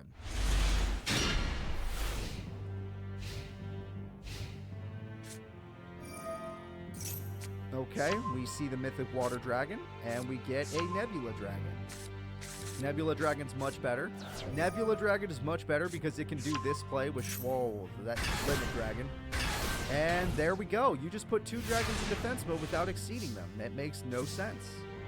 They have 0 defense. They have literally 0 defense. This is a mod known as the Master Duel Offline mod. And Monster Born will be used, and Monster Born is going to steal Nebula Dragon. That's really brutal. So now, what was the point of putting them in defense mode? God damn it, Bizarre's AI, do better. Stamping Destruction is good. I'll give you credit on that one. That is a good card, but it's not good enough. Not when they can rush recklessly. Their car has been kicked into overdrive. And it worked. Oh, call the Haunted. Should have got the turbo. Alright. Well, you can still crash with Nebula Dragon if you want, but we'll see. And you don't need to crash at all because you got your Exceed monster. This man can't get 2 level 8s to save his life. He has the same deck as he did when he fought Joey, just the no rank up cards, which should make it easier because that means there's no bricks. And now he's here losing. How is this possible? Oh, this is not... You don't watch this to learn. Trust me, they don't play the decks very well. This is just AIs fighting each other so we can have a fun character-driven tournament. And Pot of Greed might be the luckiest top deck ever. Let's see what you do with it. You get 2 traps. Your mom lets you have 2 traps. Yeah, they're not very good at using the decks. They're okay sometimes. Gear Gigant X goes into Gear Gia, Attack Arsenal, whatever. Oh my god, we're summoning a bunch of monsters in one turn. Gear Gianos are going to use their effect to summon Gear Gigant X number 2. And that's too many monsters for me. And yep, they cannot attack that monster. That dragon says no. You are not allowed to attack. Wait for me to evolve. And you will wait patiently. G-Rog also won without rank up. That's a lot of cards, but I don't know what he's going to do with any of them. He's going to do that. TT, baby! That is insanely brutal. Luckily, these cards do have a recovery effect, but that is a lot of monsters just gone. Recovery effect. Recovery effect. Monster effect. It means nothing. The TT means nothing. And the attack goes 3 for 29. So unless you've been saving something in that hand of yours, Mazar, I think I might have to call game. I think you're screwed.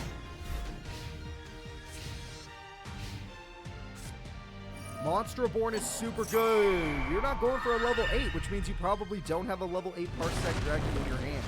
You're going for a straight Gear Gigant X. You're like, wait, I like his monsters more. And Nebula Dragon's going to use its effect to summon this. Oh, no, it just brings it back to the hand. That's handy. That's a good card. That is a good card. And the attack of 2300 is nice. So, we'll see how this goes. Are you going to play more? You're not going to play more. That was smart because now that card's killable. Oh, wait, but you can't kill it because your monsters are too weak. I take it all back. How is this first duel so freaking... Or second duel, I should say. Second duel so freaking close. Why? Oh, my God. Oh, man, this is why you don't learn from the AI from here. Don't ever do what this man just did. Don't do it. You're literally just earning him more cards. He wants them in the grave, you fool. And now you have a 0 attack point dragon. And a dream. Alright, well, there we go. Yep. Yep. That's about right. You did this. You would have been fine in defense mode, but no.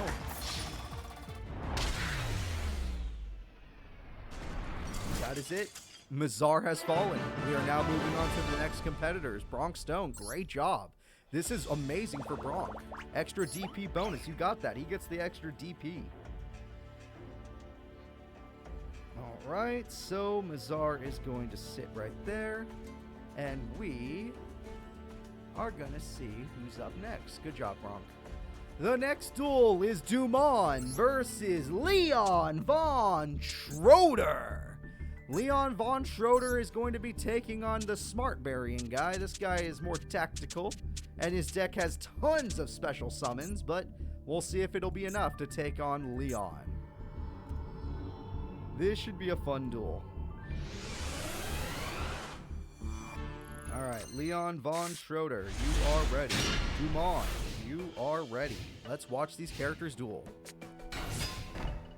Alright, he did get his field spell, which is the only card he technically needs, so he could use it. That's a lot of interesting cards. Dark Hole will be used first into it's Harpy's Feather Hole. Yep, that is Harpy's Feather Hole. This is a perfect hand. I did do the wrong faces. Whoops, apologies, everybody. Sometimes I make mistakes.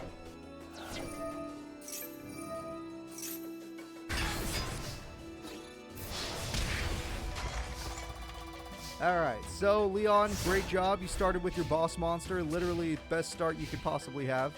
And now they're scared. I would be scared too. Let's draw a card and let's do some banishing. Alright, we don't need those 10 cards anyway. Not when we drew Iron Hans. And we have more Hextrudes. And Hextrude just pops. And no Shining Angels can do their effect. Are you gonna do anything, sir? You gonna play Harpies? You gonna play Dark Hole? You gonna fight back? Or are you just gonna let this man wreck you? Come on, Dumont, you're known as the special summon guy. What's wrong, Dumont? You can't special summon if they just pop you. Alright, 10 cards gone. Pop. And Iron Hans gets a special summon. Iron Hans summons something, it gets popped. And by popping it, you get yourself one to your hand. It's the something knight. I don't know what it is. Iron Knight. And that is it. Leon Von Schroeder will take game number 1. So the first 2 Barians did quite good. The rest of the Barians are getting wrecked. Let's go ahead and see what happens in game number 2. Leon Von Schroeder, you're looking real good. You came to this school a loner, but maybe you'll come out with some friends if you win some duels. Oh, he didn't get his field spell. That is a game changer. Not getting your field spell is literally... Oh, wait, no, that bird is the field spell. That bird is the field spell. I made it right. I messed up. That is the field spell. Yep. That is his terraform. All right, field spell, boss monster. Good. Very good. Popping. Good. No special summons thanks to that. Damage. Good.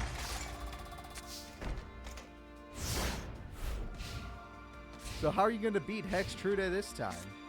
You're going to... Oh, you're actually going to try. Nope, that's as far as he could go. Oh my god. Where's your summons, dude? Where are they? Do something. Oh no, and you didn't want a monster left over because when she destroys a monster, she can buff someone permanently. She probably will choose herself because AI always goes to the highest attacking monster, but still. And Iron Cage, it's going to throw away their own monster in order to get a new monster. Iron Hans is a good choice as it special summons the monster he just threw away anyway. Dumont, you're scared. Yes, you're very scared. You are horrified because you're about to get popped again unless he's out of Hextrude. Oh, and look at this. You get your card back. Yep. It was all for searching. So there goes 10 cards. You got 9 cards left in the deck, but guess what? You only need 9. Hell, you only need 1. Oh, he summons the princess, which gets the chariot, which gets the glass slippers. And that's the end of the duel, everybody. This man's fairy tales are coming true. Dumont gets wrecked. He is getting his field spell every time. He has 6 cards in his deck to get his field spell. Let it be known, Ishizu has 9, and she doesn't always get her field spell. But this man is on top of the world with one of the luckiest starts to a tournament anyone could have. Alright, so who's up next now that Leon is in top 8? The next fight will be... Oh, this next fight should actually be really good. The next fight is Rio Castle versus Tori Meadows. Alright, Rio versus Tori. Let's have some fun, guys. Both duelists are quite good in their own way. We already saw Tori duel, but we haven't seen Rio. Alright, Tori.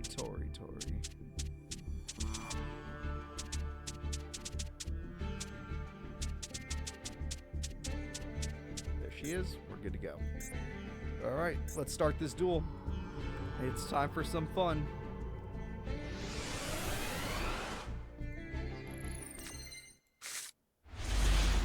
Got the faces right this time. That feels good. Rio versus Tori. Let's do this. And Pot of Greed is going to get Nova Summoner. Just a safe fairy monster. Nothing wrong with that. What are you going to get other than TT? You're going to summon a Blizzard Falcon. And Blizzard Falcon will do that. Shining Angel is quite good.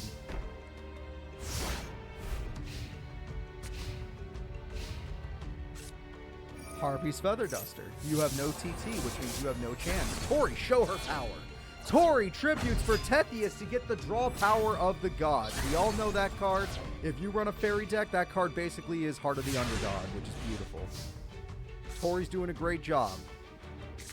But there's always something that Rio has in her back pocket, and it's her penguins. Freya is here, and a special summon is here. Double Nova Summoner. The damage is terrible, and you've ruined Tethius, which was for all of this was for nothing. Because you attacked in the wrong order, you are in trouble. The power of the penguins will now hold you back. And now with Aurora Wing, we are going to Exceed Summon. Everyone say hello to Ragna Zero, the boss monster. Aqua Spirit is here as well. Ragna Zero's like, aren't your attack points a little too high? Monster-Born comes through. Monster-Born brings back Aurora Wing. It looks like she's not done yet. She hungers for battle, and the battle shall begin. Aqua Spirit does a good job. Yep, Nova Summoner defense mode's not going to do much. Yep, not going to do much. Anything else you want to show the class? More Shining Angels. Aqua Spirit, do you want to do... Oh, shit, no. We want 2 monsters. I'm sorry. Your mom lets you have 2. You got 2 Ragna Zeros, waiting for your opponent to, you know, buff your monsters. Because if Tori goes for her buffs, which her deck is usually about buffs, this could be bad. Oh, no, Master Hyperion's the perfect counter card. We're going to get rid of Torianto Reborn. And Ragna Zero is in trouble now. Okay, Tori's Master Hyperion is going to put you in a bad spot. Rio's got to think of something else now. Rio puts on her thinking cap and decides that Shining Angel is going to have to happen. And Freya is here, which was a mistake! Freya is going to get Master Hyperion killed! Tori, you don't get it! Ragna Zero loves Freya! Oh no! Master Hyperion has died. I don't know what that spell card is, but it gets you... Okay, well, it doesn't matter. None of this mattered. None of this mattered. Master Hyperion lives once more. And now we pop... No! The only card that could have bought you time! Master Hyperion goes in. Ragna Zero's like, I'm not done yet. I need to get a card to help myself out. 500 burn is somewhat nice, but this is just crushingly hard. Aqua Spirit could be helpful, but it doesn't help in this case. I would have played it, because then you could force Master Hyperion in defense mode and keep it there. Even if it has its popping effect, at least you can keep it there. Alright, Diamond Dust is gone. That card's going to be really good later on. Attack goes through brutally. Supply Squad's real nice. Guard Penguin does its job. It guards. It protects. You're going to have to think of something else here, Rio. You're in trouble. Tori's got the damage advantage. Aurora Wing is going to be used. Are we getting out the final Ragna Zero card? No, we're going fine with this one. It's Zero Fine, everybody. And with Zero Fine, we're gaining attack points to a point where we actually can destroy Master Hyperion. Master Hyperion has fallen to the Zero Fine. This duel is back and forth. I can't tell who's going to win. Tribute summon for Tethius, but Tethius can only stop Aqua Spirit, which actually turns into a Jar of Greed. Oh, that's brutal. Okay, well, we're in trouble now, folks. We got ourselves some fun cards. Zero Fine is going to buff itself for the last time, and this is the last time it's going to be strong, but with the spell card, it's in a much better position. The damage is good, and Tori Meadows is in trouble. It was a really back-and-forth duel, but I don't know how Tori comes back with only 2,400 life points and no field. Okay, her life points are much lower than I originally thought, but it's the same problem. We are going for an Exceed Summon of 2 Shine Balls, count them 2. And we're going for Gantetsu, because Gantetsu can at least hold the field with its big defense. And it brings back the monster's attack points. But Supply Squad's like, good job. Now I get a... Oh, shit. Now I get a Falcon. Oh, 2 burdens. That's a shame. Doesn't work on the Exceed monster, but it does work on yours. So now she has almost no life points left. 800 life points remain. And the only thing keeping her alive is a rank 2 monster. Tori Meadows is screwed. Yeah, I'm calling it. I don't know how Tori comes back from this. This just seems like a really bad situation. Blizzard Falcon's here. Oh, no. She hasn't used her last Ragna Zero. This is the third. The third Ragna Zero is here. So even though she could use the popping effect, I think that guy just survives, but you should do it anyway. Even at the cost, you should do it. Do it. Alright, she refuses to do it. She doesn't even want to go for battle? Yeah, I was going to say, at least go for battle. Come on. Make him lose some of those materials. And we'll see. What are you going to do with your last few turns, Tori? This has been a very good duel, but... Oh, there's a Sanctuary in the sky. We've been waiting for it. That would have made all of your effects 10 times better when you had your agents way back when. But instead, we're in a situation where you're probably dead because you're out of... Yep, you're out of defenses. You did buy yourself one turn. But the only way to win this duel would be to pop the back row with Harpies and do something else. Dark Hole cost you the duel. I believe that is the end of the duel. Supply Squad be damned. Oriental Reborn, show her the power of not only reborning monsters, but doing burn. Ragna Zero, Zero Fine, 1000 burn, and that is the end of the duel. Game number 1 goes to Rio, but it was a hell of a game, guys. It was, oh, whoop, that almost fell. It was a hell of a game. Very good duel. Let's get into game 2.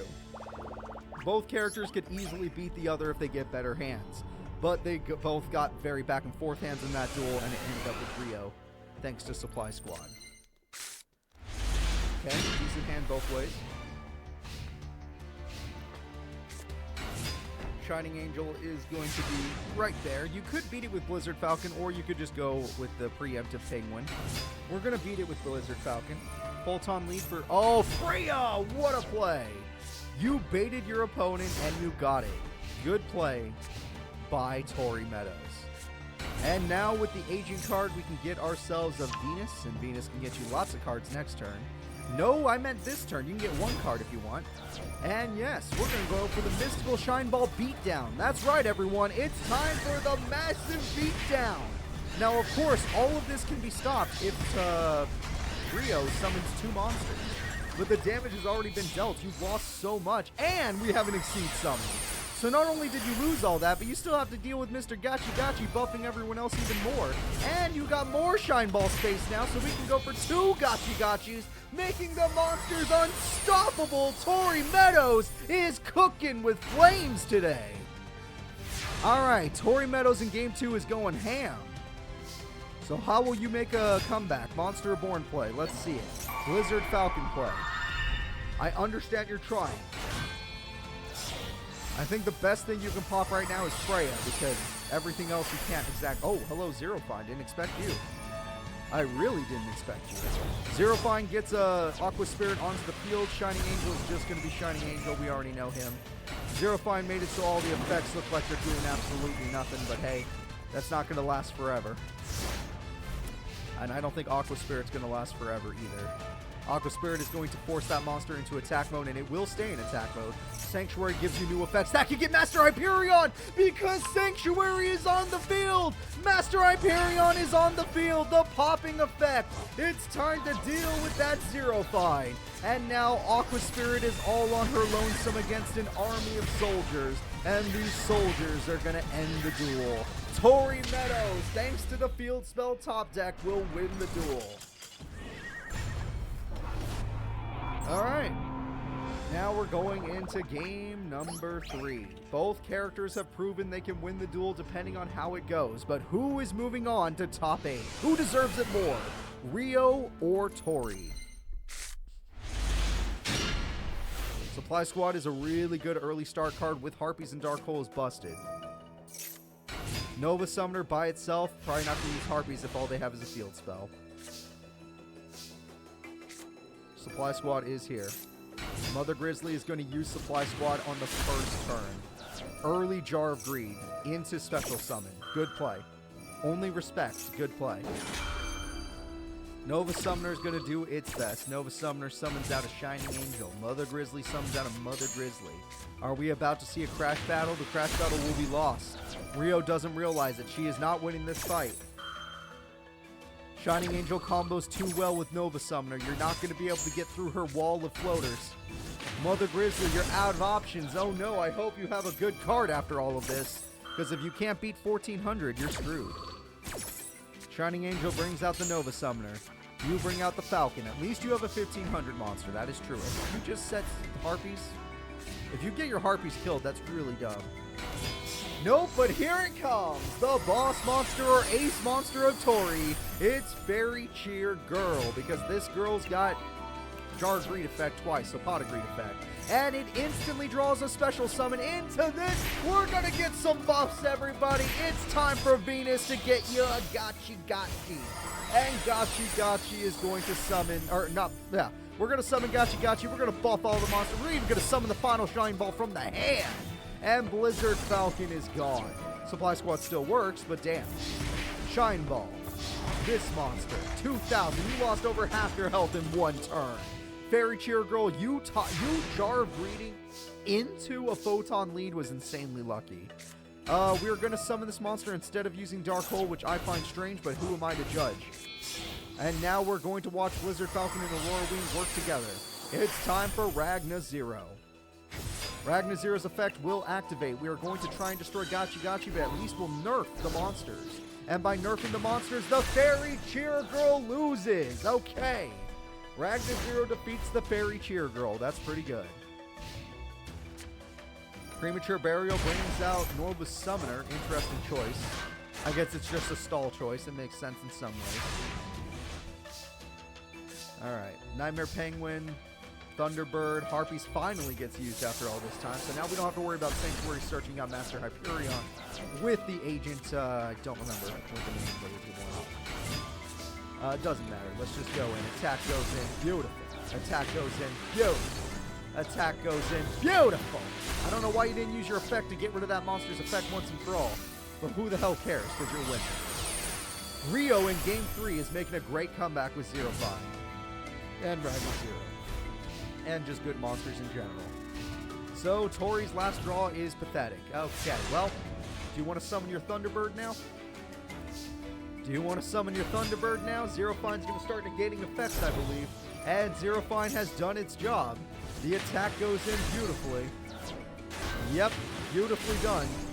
And 32. Tori Meadows, this has been a great match. This is probably one of the best matches of today. So back and forth.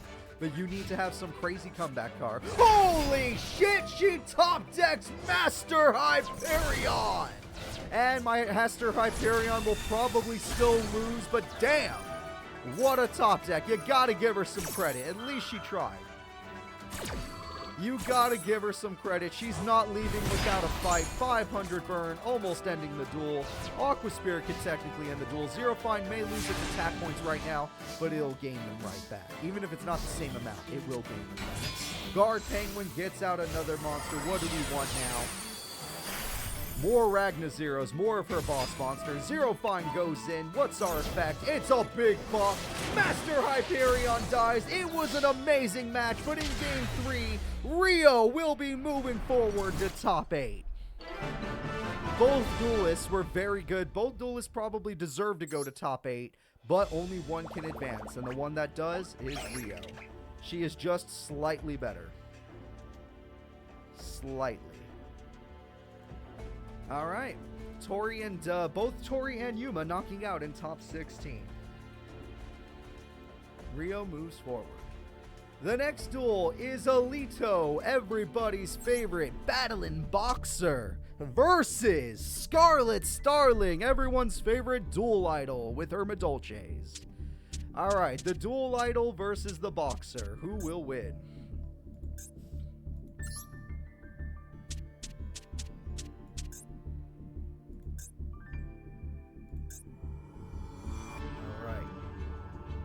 Ready to start. Do this. Scarlet is on your screen. Alito is on your screen. I want to see some action here. I want to see some mayhem. Did he just not oh, because Veil's in the hand. Never mind. He not summoned for a reason. Direct attack goes in, but it was bait. It was all for nothing. You got played. Alright, she does not have her field spell, so Scarlet Starling is in a weaker position than normal. And Shadow Boxer goes in for an immediate Exceed summon. And that Exceed Summon is going to be Nova Kaiser. Nova Kaiser is going to get a monster devoured for some reason. And we're just going to go for damage. That card will never be in the graveyard, so nothing to worry about there. We're going back in the deck. Miss Medolce, Scarlet Starling, what are we going to do about this? Dark Hole. I don't think that works. I think Dark Hole's the thing you play after killing Kaiser, not before. Kaiser loves dying. Whatever that is. The tick card's good, I think. And you did that to buff yourself by barely any attack points, but hey, you did it.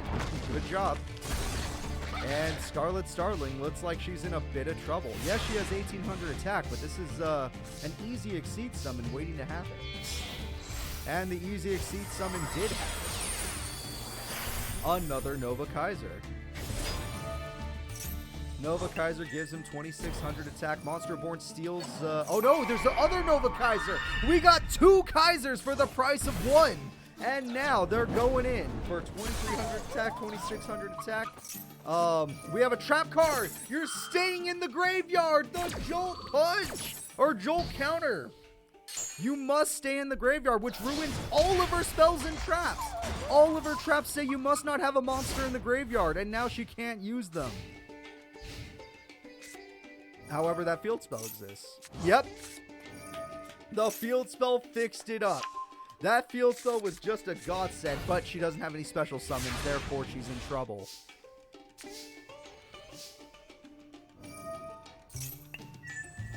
Okay, he's starting to build up attachments. That guy is dead. The butler died. The butler will go back into the deck. Oh no, back into the hand. I apologize. And that card's like, you know what? I'm going to give you another one. Here's Pudding Cess. Good luck. And that's 2600 damage. She has 1 turn left before Alito just punches his way to victory. I thought if you punched Jelly, the Jelly would just be okay. But apparently you can punch it and it will break. Alright, Headgear is going to use its effect to throw away Counterpunch. Busted effect, by the way. And we're going to throw away more cards to try and summon Counterpunch. But we do have a card that says no. This card says no. It's a T-Break. You go back in the hand. You try again. Alright, Nova Kaiser's going to eat one of the monsters. And we're going to try again because that isn't exactly the right card to use it on. And we're going to get Jolt's... well, we got the counter monster. I don't think we needed that. That was actually a bad play, but who cares? Attack goes through. And it's time for the ultimate punch. We know the duel is about to end. All these amazing cards, but none of them worked out. And that is it, everybody. The winner of duel number 1 is Alito with his powerful punch-in battling boxer. Hopefully the Medolce girl will be able to make it to Tiramisu next duel, but she just never had enough time this time. But we'll see what happens. Good luck. Game number 2. Let's see what they cook with in game 2.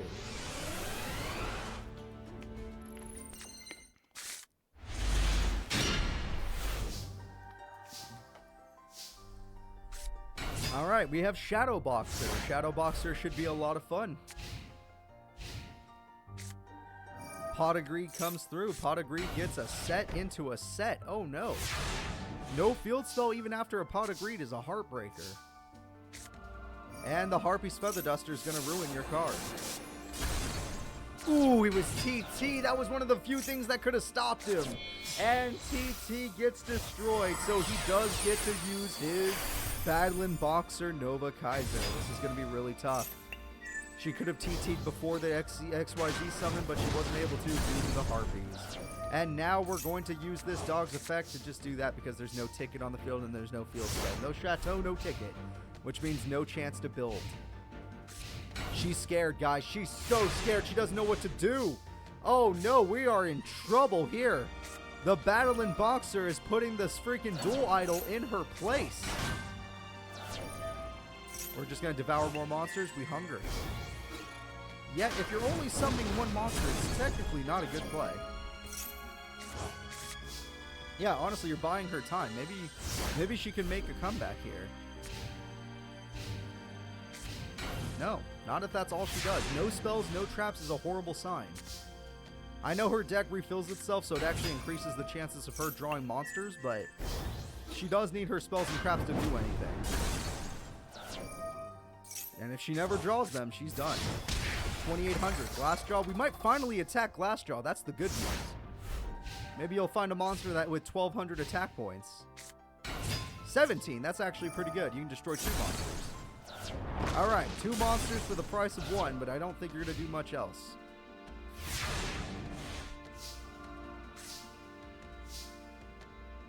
Okay, Nova Kaiser hungers again. Glassjaw's been devoured. We got ourselves another fighting one. Counterpunch is being used a little aggressively. It's better to save the counterpunch, but whatever. Doesn't really matter when Miss Madolce has none of her combos and is screwing herself over. No, like, remember her in the first round? She had so many good combos. In this round, she's like, no, I don't need my chateau. I'm just going to summon my monsters. Yep. Yep, I am not drawing any of my stuff. In fact, you haven't even done... Oh, there we go. A trap card, finally. You haven't done anything to Alito. Alito just looks at you with shame. He was hoping for a good fight. Hold up. We have an effect. Alright, the effect is this. And that's it. You just don't get to eat another monster. Great job. It means nothing in the end. And that is it, folks. We're going to call it Alito has won. Alito knocks out the dueling idol, and she's going to have to stick to singing for a while. So, let's get back into our bracket, and let's see who's up next. The next characters we are going to be watching, and the final characters in round 2 are Yusaku Fujiki versus Catherine, otherwise known as Cat-chan. Alright, the cat-style duelist versus, I really don't know. The cat-style duelist versus Yusaku Fujiki.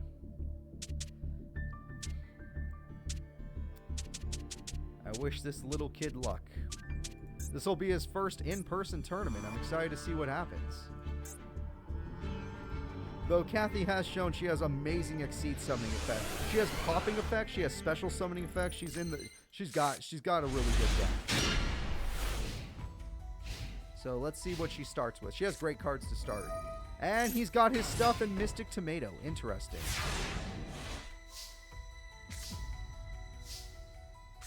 Alright, we're going to summon a monster that summons a monster which has a popping effect. Therefore, you lose your other effect. Mystic Tomato was wasted. And now we have the Mannequin Cat, the ultimate creature. And Mannequin Cat goes for 2,000. Brutal start.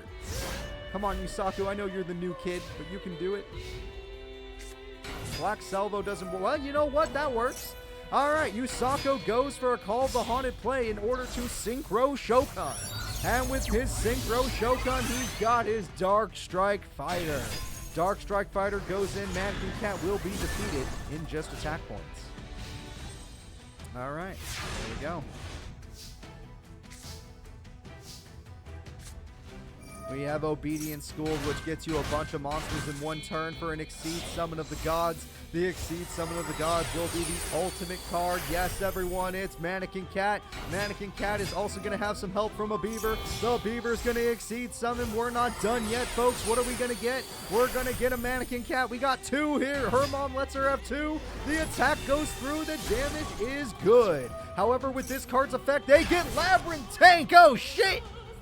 They're cooking with new fire now. You're not able to get past that. And now the Mannequin Cat will die, but he has no other summons, which is a really bad sign. Oh, he has a set. Okay. He still had something to hide behind. Black Salvo being set is heartbreaking, but he did not draw any of his level 4 monsters that actually work. He only drew Mystic Tomato. And now she's going to get 2 Beavers, and with double Beaver, she gets the Cat Shark, which is wasted in my opinion. Now we're going to use this effect. You get your monster back, which is really stupid in my opinion. Why would you do that? You don't have any, I don't think you have any Dark Cats. Oh, you do have Dark Cats. They're in the grave. You already used them. Dark Strike Fighter gets rid of Mystic Tomato for 800 burn, and now they're hiding because they know Cat Shark's effect. They are afraid of the Shark Cat. Pot of Greed comes through. Pot of Greed's going to get... Ooh, that trap.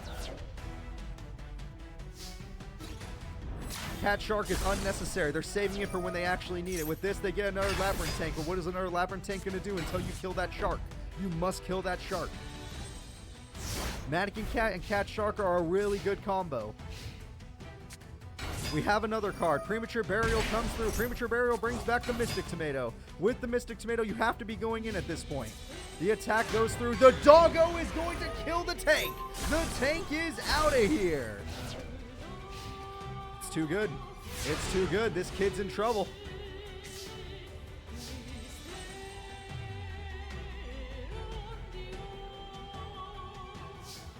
Alright, Mannequin Cat is finally going to use its Cat Shark effect in order to have 4,000 attack, an insane attack stat. But with this, they get a brand new monster. And we are going to have a set.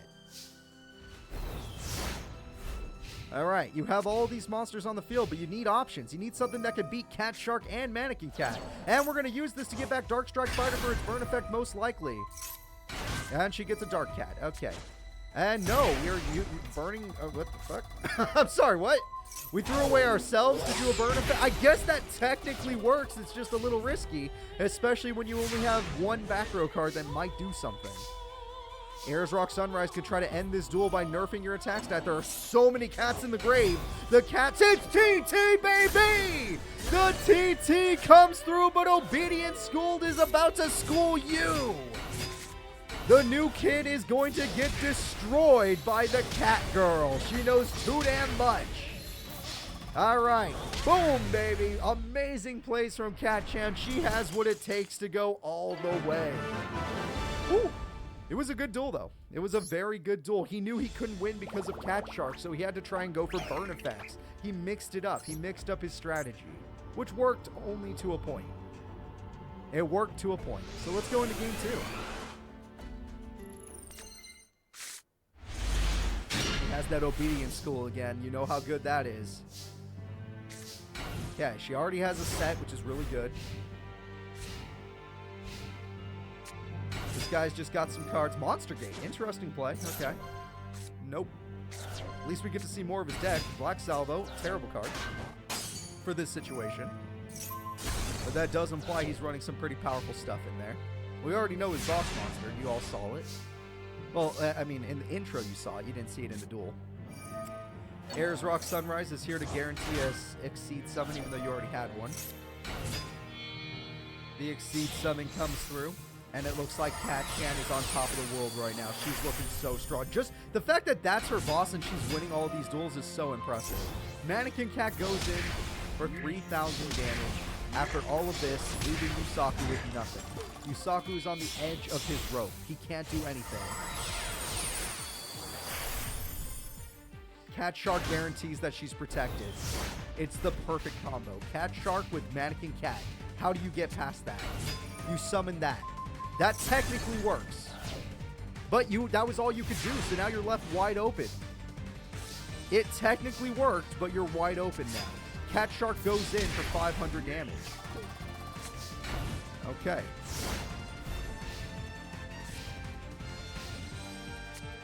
And Harpy's Feather Duster comes through. Harpies will get rid of the trap card or spell card, whatever the hell it was. Mystic Tomato goes through. The Cat Shark is through. Oh, it's not dead. Yeah, it can't die.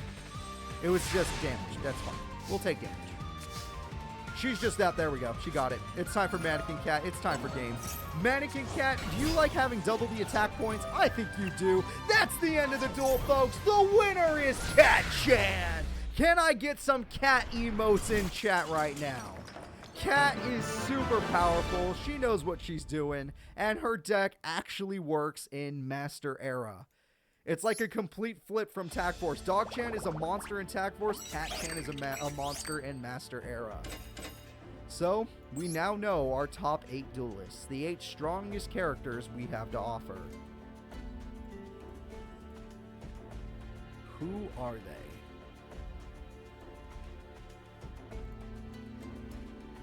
Cat-chan, Alito, Rio, Leon, Bronk, Anna, Girog, and Shark. Which of these characters do you think will go all the way and win it all?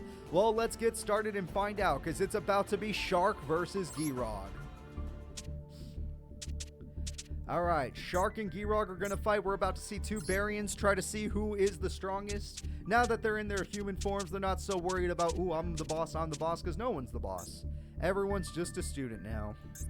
So, let's do it. Girogue versus Shark as the opening duel of Top 8. Shark is ready. Girogue is ready. This should be a good duel.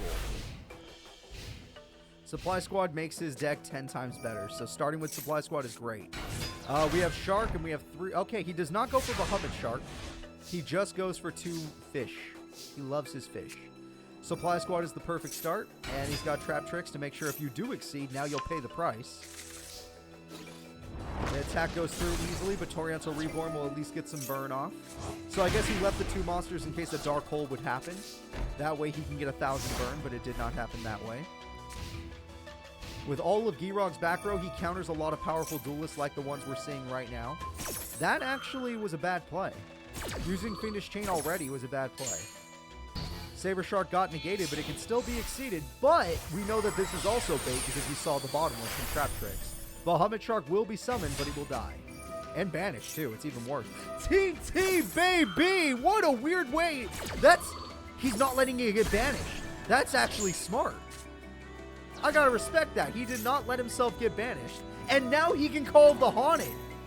Wow, Shark using a brain. I didn't know that AI had that. Okay, respect. Respect. I gotta give it a little credit. AI doesn't usually do that good, but he got past the back row that way. Yeah, everyone give Shark a nice pat on the head if you have the emote. That was good. Good play. Good play. He could go for Giant Hand, but Giant Hand wouldn't really do much in this situation. Alright, Poseidon Wave is gone to stop the burn damage. That sucks. That would have been nice burn. And now we're going to have to see what you can do. Alright, Hammerhead gets banished. Yep, that didn't work. That didn't last long. You still have the, you still have the damage advantage. Girogue's deck, ironically, is not made of powerful cards. It's made of tactical cards. Ice Hand is really good. Yep, Ice Hand combo, let's do it. Ice Hand will combo into Fire Hand. There's no trailer. We're in a very nice peaceful period. No trailers needed. Like I said, pretend like we're in a new start. And Fire Hand's going to combo real well here. I think Shark's in trouble. I think Girogue's got this in the bag now. Yep, he's got Giant Hand, which made Yuma play like an idiot. I think he's got this in the bag. And with all of this back row, how will you ever come back unless he gets Pot of Greed? Nope. How does he come back? I don't think he does. Magic Cylinder makes it even more of a sure thing. Hammer Shark will die. 1400 from Mystic Tomato, you gotta respect it.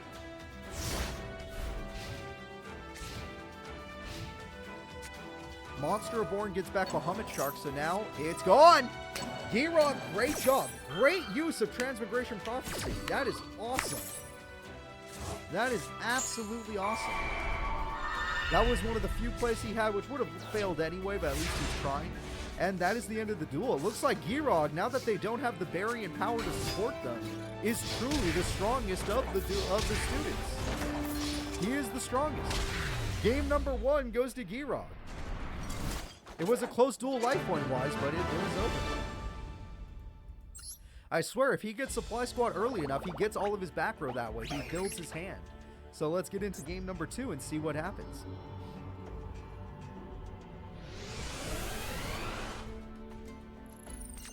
Papa Hops is the strongest variant. I like that. That's fun. Double Bottomless in your opening hand is pretty brutal against an Exceed deck.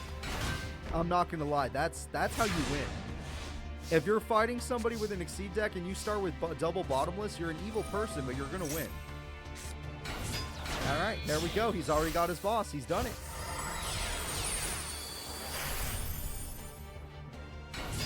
All right, Giant Hand goes through. Goodbye to your monster card. Yes, you do get to reborn it yet again. Okay, same bait as last time. But we all see the double Bottomless this time. Oh, he only does 1 at a time. You know what? Against this opponent, 1 at a time might be a mistake. Because Shark is one of those guys that could totally summon 2 Exceeds in 1 turn. But Bottomless will do its job here. Shark stickers. does not mess up the timing here. It's still going to do its job.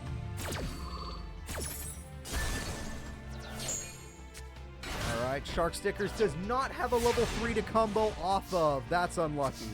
So now he has plenty of time to get Bottomless out there. Pot of Duality means he doesn't plan on doing anything crazy. Fire Hand is the best choice there. And the attack goes through. And there's a Toriental Reborn. And the attack goes through. Oh, don't worry. The story will continue after the quarantine ends. Don't worry for these guys. They'll get to mix up with all the other students, or characters at least, but we're not there yet. Alright, attack happens. 3,600 damage happens. That's pretty brutal.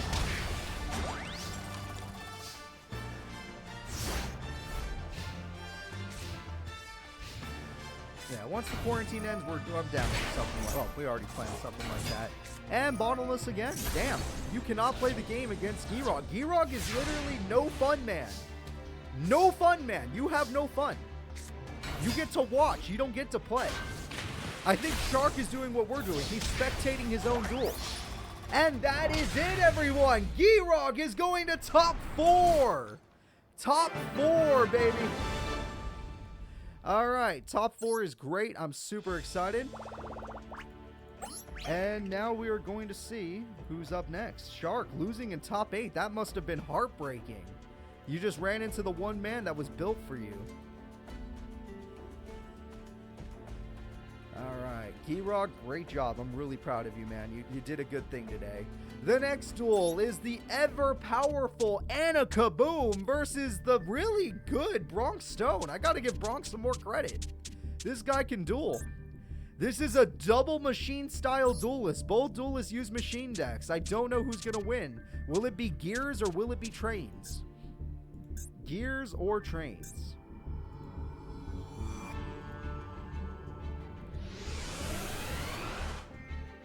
Anna Kaboom is ready. Bronx Stone is ready. Let's watch this duel. Iron. There we go. Nothing wrong with that. Ah, she already got her field spell. Her deck's 10 times better now. Alright, she didn't get anything she needed. Oh, dear God, that is... No, he uses limiter removal better than you do. That was a bad use of limiter removal.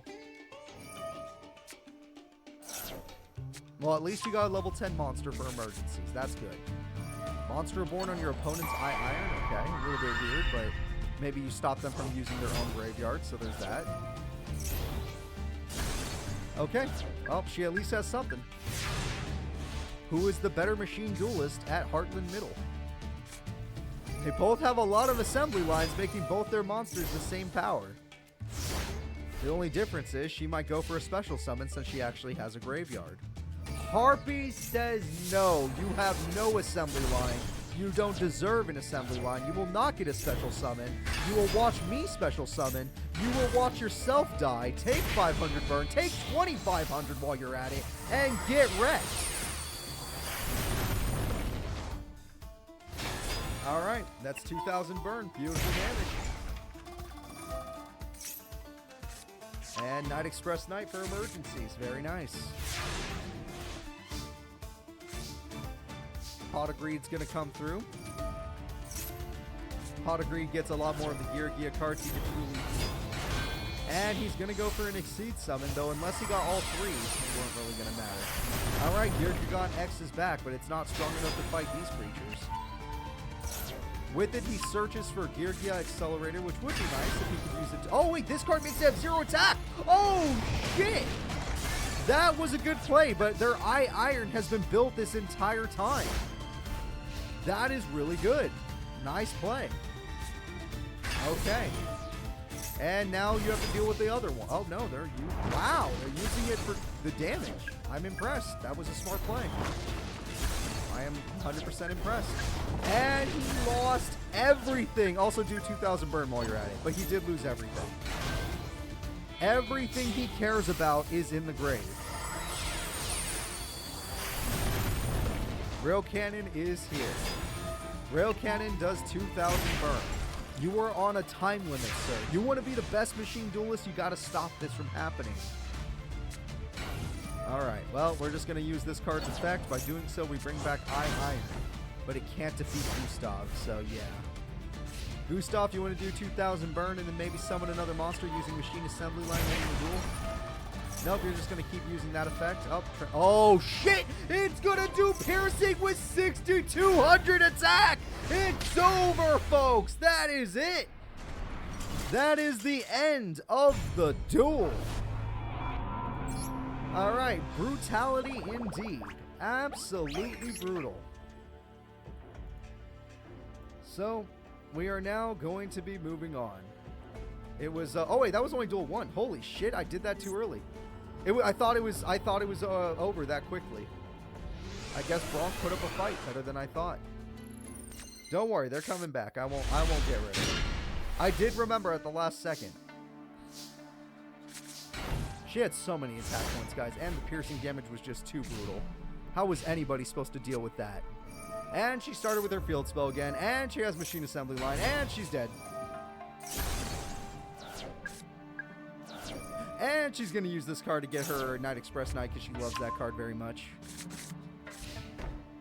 So what will you do? You got 2 Gear Gia cards in your hand, or Gear Giano cards. How will you use them? Mark 2 is coming through to summon Mark 1. Call of the Haunted comes through to bring out the train. Oh, shit! She's got the Snowplow Hustle Rustle! Okay, this is the first time she's used Snowplow, but here it is, everybody. And with her Snowplow, she has a powerful card you cannot deal with. And she's got the Lionheart for an Exceed summon. I think she's about to prove she's the best machine deck at this school. Premature Burial comes through. Premature Burial gets out a level 4 18 beater. All of these trains are too damn strong. Yeah, that's right, we got a Rail Cannon. And with the Rail Cannon, we're doing 2k burn. And Night Express Knight. And we're going to do another Exceed summon, most likely. Do 500 burn first. And we got another Gustav to end this duel. Jesus Christ. This man has been exploded. He is done for. Obviously, you cannot do any battle damage. I just don't think you're going to win because next turn she has 4,000 burn. She has 4,000 burn. She does not have to attack. If she attacks, it would be a misplay. All she has to do is burn. The power of Gustav times 2! It's over, folks! Anna Kaboom is going all the way. There she goes. Alright. A beautiful play. Let's get into the next duel. Bronkstone did very good today. I don't want any disrespect to Bronk. He was good. He was good. Anna's just different. I did say she was one of the highest ranking students at this school. Or the highest ranking duelist, I should say.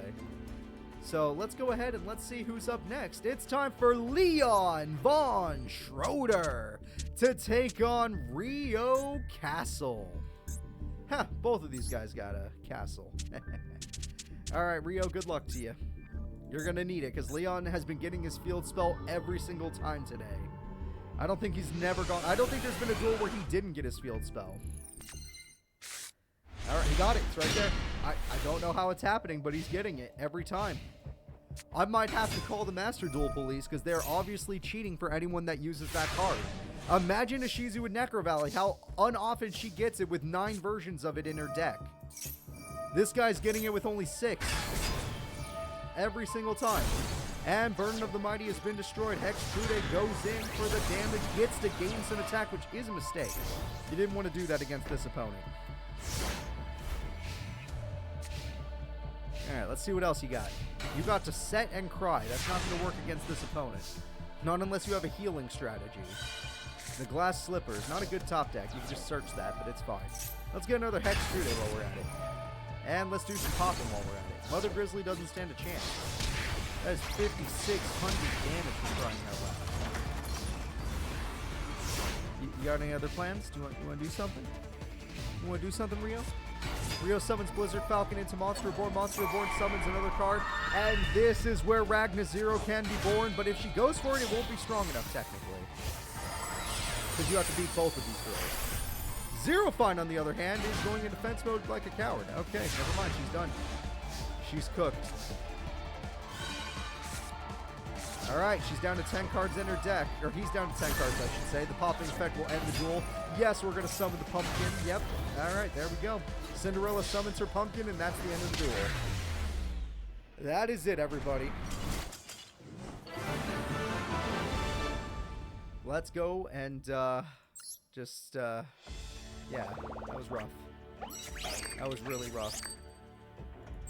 I can't tell. Was that game 2? Are we done? Does anyone remember? Jason, did you do 2 predictions for that or only 1? Okay. I'm sorry. It was so fast that I didn't realize that. Because if he wins like that, that was only 1. So there's still 1 chance he won't get his field spell. There you go. Oh, no, there it is. That monster. That monster's the field spell. He did it again. He might be cheating. Who wants to call a judge? He's done it every single duel now. Not even a Shizu can do this.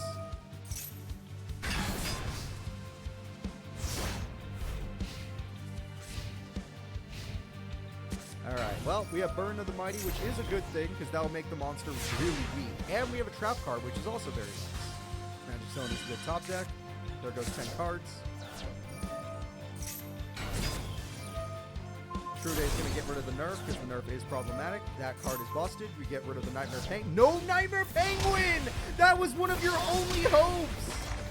Holy shit, that was a good play. You cannot defeat the Iron Cage. Alright. Actually, no penguin. Oh, wow, you just drew another field spell in case of emergency. Isn't that nice? Oh, you also stole the monster, because that makes sense. And yeah, let's pop the trap card, which wasn't going to do anything anyway. Let's summon Cinderella and her pumpkin. Let's get glass slippers on. Destroying the opponent's monster. You can buff yourself. You don't even care. You can buff the princess if you wanted to. And damage is in, and the damage will win! Leon Von Schroeder has had a 0% loss rate. He always draws the field spell. Nobody can stop this man from getting it.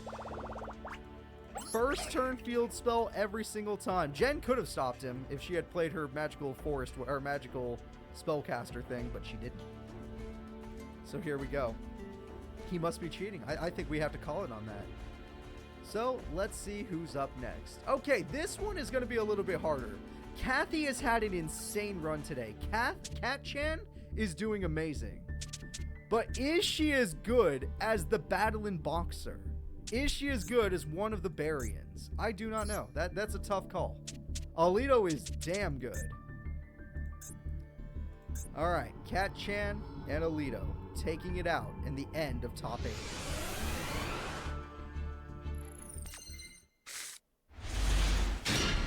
Cat-chan is ready. Alito is ready. It's not right to hit cats, I agree. It's very incorrect. It's cruel and evil. Only bad people do that. Alright, flip effect will not activate. You don't have your dog yet. It was a terrible card to start with, honestly. But I guess you have rescue cat, so you'll be okay. You have 2 rescue cats. Your mom lets you have 2. Alright, with the double rescue cat, we're going to get 2 of these cards. These 2 cards will turn into, most likely, her boss monster. You love it. You've seen it. It's Mannequin Cat. Mannequin Cat's going to go in. Glassjaw's like, oh shit, it's a cat. I have allergies. And dies. And now we do 2,000 damage. However, Veil was bait. It was all bait. None of this matters. And we all know Mannequin Cat doesn't stand a chance against what's coming up next. Oh yeah. Goodbye, Dark Hole. Hello, Glassjaw. Glassjaw equals Nova Kaiser. Nova Kaiser is going to put Mannequin Cat in the grave. Alright, with this, we're going to throw away Counterpunch to guarantee that you're stronger. And we're going to eat some monsters to guarantee that you're stronger. Counterpunch is going to give you the attack. Headgear doesn't die on its first attack. And Mannequin Cat is dead. 2,600 direct damage.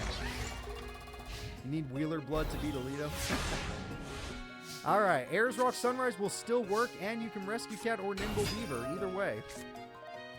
That was a smart play. And there we go, but you're going to need more than Mannequin Cat, you know this. And Mannequin Cat is not going to be alone, don't you worry. She's got a backup plan, and her backup plan is Cat Shark! Everyone loves a good Cat Shark. Okay, we're not using our doubling effect, which is very strange. Cat Shark is looking real aggressive right now. Look how adorable this thing is. I'm sorry, you're getting a close-up of it. Look at this. That's adorable as hell.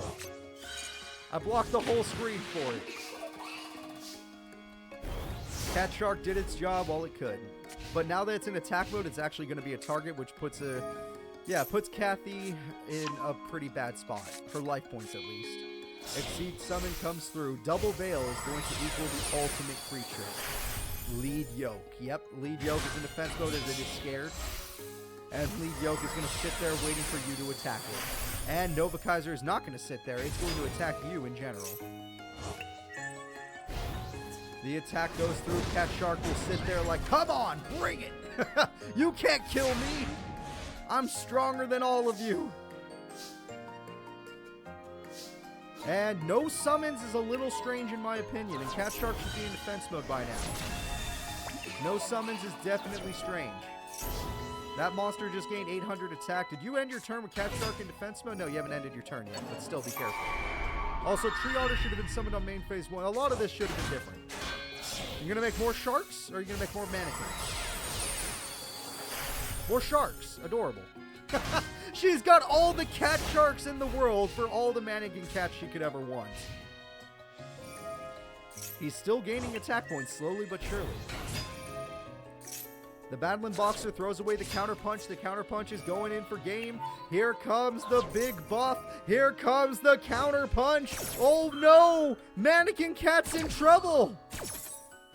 Mannequin Cat, no! Lead Yoke doesn't die, but you do! 4,800 attack is now on the field. Granted, it'll go back down. Alright, you need a new Mannequin Cat, and I see a beaver in your hand. It's probably a good idea. The Nimble Beaver! We'll summon a second one, and we're down to probably the last cat in the deck. The last Mannequin Cat, that is. The Mannequin Cat goes in. Lead Yoke has no more protection. Get wrecked! And Lead Yoke finally dies. After all of that. Mannequin Cat, you only have one protection left. After this, you're done. Cat Shark is out of materials. You're not going after it. I thought they were going to force it out, but they did not force it out. They want you to use it aggressively. They make another Lead Yoke because they know they can just do it again. They have patience. That is insanely good. Using the effect to let your opponent special summon, a little risky against this opponent. But, weird play in general. Okay, weird play in general. We'll see where this goes. I'm a little curious. Harpies gets rid of the game-winning card. That is brutal. Okay, here comes the Shadow Boxer. That gets her a trap card. Let's see what trap she likes. I don't know about that. I don't know about that. I'm not saying it's a bad trap. I'm just saying, like, nah. No, not this. This isn't gonna work. That card might work. Okay, you're a little weird. You know that, right? Cat-chan, Lead Yoke has 2k defense. That's not how it works. And he doesn't know what to do either. He's like, God damn it, I can't get past these goddamn cats. It's a situation where I can't even play the game. Okay, I don't know why she's doing that. The AI is a little weird. AI will be AI. TT, wow. Really, that was terrible. I mean, even if they let Caesar die, that would have been fine. That was just terrible play. Terrible, terrible play. Unless there's one more cat I didn't know about. Oh, I was going to say, I don't think you have any more cats. I think you're out. Alright, she's all tapped out. That's one of her last cat cards. It does have an effect at least. You get a different cat card. Good for you. But you're almost done. He's got 3 back row. You got nothing. That's a pretty good top deck. I'll give you that. That was a pretty good top deck. Yeah, that was a really good top deck. Holy shit. That was good. That was good. If only you had other cards to work with, that was really good. The Boxers are trying to push through. And yes, he has a second monster. That was what he needed. And counter punch for game. Alright, Counterpunch is about to end this duel with Caesar. Here comes the game-winning attack, and that is it, everybody. It was an intense duel one, but Cat-chan will fall to Alito. Alito is just like, holy shit, I'm so exhausted, what the hell? The cats, they got hands, they got paws. What the hell is he supposed to do? Alright, we're going into game 2. Both characters have proven they are damn good duelists, but which one deserves to go to semis? Pot of Greed comes through. That is the perfect start. Getting the dog, getting ready for the cat. Perfect start. He's got Glassjaw, which will do its job, but it will die doing so. Which it would have died anyway, so there was no sacrifice in it. She lost Harpies. That's brutal. Every other card was also brutal to lose, but that was a big one. Harpies was a big one. Rescue cat time? Rescue cat time. Alright, we might go mannequin cat a little early.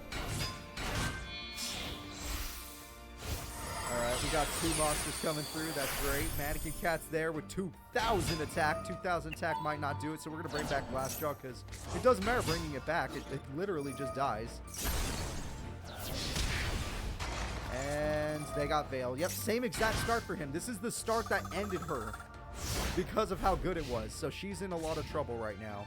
She doesn't have a shark to help her. Harpy's Feather Duster will get rid of her only card, which is a shame. Air's Rock Sunrise should have never been set. It was a huge misplay on her part.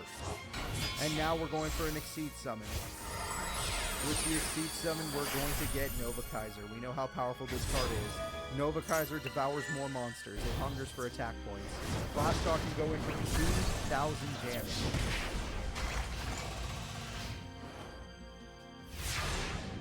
See what happens. Tree Otter by itself, no special summon rescue cat, no nothing. Not even a cat shark, huh? Not even a cat shark. Weird. You just trust the Tree Otter that much. I want to say I'm impressed with your trust, but you're about to get counterpunched. Alright, counterpunch kind of used a little weirdly, but hey, they're just going for a quick victory, so I understand. And Catherine is about to lose, everybody. She's running out of options. She's running out of time. Setting that spell card really put her at a bad spot. And Rescue Cat will use its final play. The final play summons 2 kitty cats, and these 2 cats are going together. And with these 2 cats, what will they make? They're making Mannequin Cat, her boss monster, in defense mode. That is as good as... yeah, it's as good as over. If that card's in defense, she knows she lost. Alright, Alito, you had a really tough first duel with her, but duel number 2, you proved to her that you are still the better duelist. Kathy, you had a great run today. Good respect to Cat Chat. No disrespect in this house. And Alito, most respect, because you actually won the duel. Alright, we are now in top 4, everybody. The strongest of the strong will now be meeting. The 4 strongest duelists in today's tournament of Heartland Middle School. Who are the 4 strongest middle schoolers? They are Alito, the battling boxer, Leon, the rich kid, Anna Kaboom, the train girl, and Girog, the man with hands. Let's see which of these students deserves to be number 1 in the school in terms of dueling. Girog goes first versus Anna Kaboom.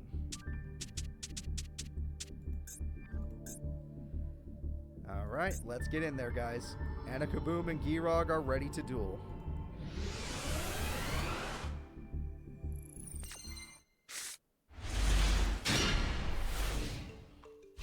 Who is the strongest student at this school? Oh, whoops, I put them both on the wrong side. Whoops. There we go. Alright, Supply Squad double. Yep, double Supply Squad. A Pot of Greed basically every single turn. Busted. Giant Hand early with Providence Hand. Nice! Getting your Giant Hand early is super nice. The attack goes through. No, it does not go through. Magic Cylinder says no. That's probably the best Magic Cylinder you're going to get out of him, is his boss monster has 2k attack. Not unlike Dog Chan and Cat Chan. Dark Hole, understandable. But you gave him a Pot of Greed, so let's see what he gets with this pot.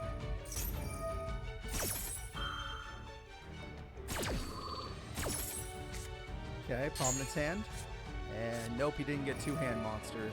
Giant Hand is on the wrong side of the field. Anna Kaboom has stolen it. And it's gone forever now. No one gets it. And she just summons Signal Red. Not the best card. It's actually probably her worst card. That is her weakest monster. Not her worst card, her weakest monster. And because of this, he could go Trap Tricks if he wants to get a trap card. Buy himself some time. Fire Hand's good. He's going to get the trap card.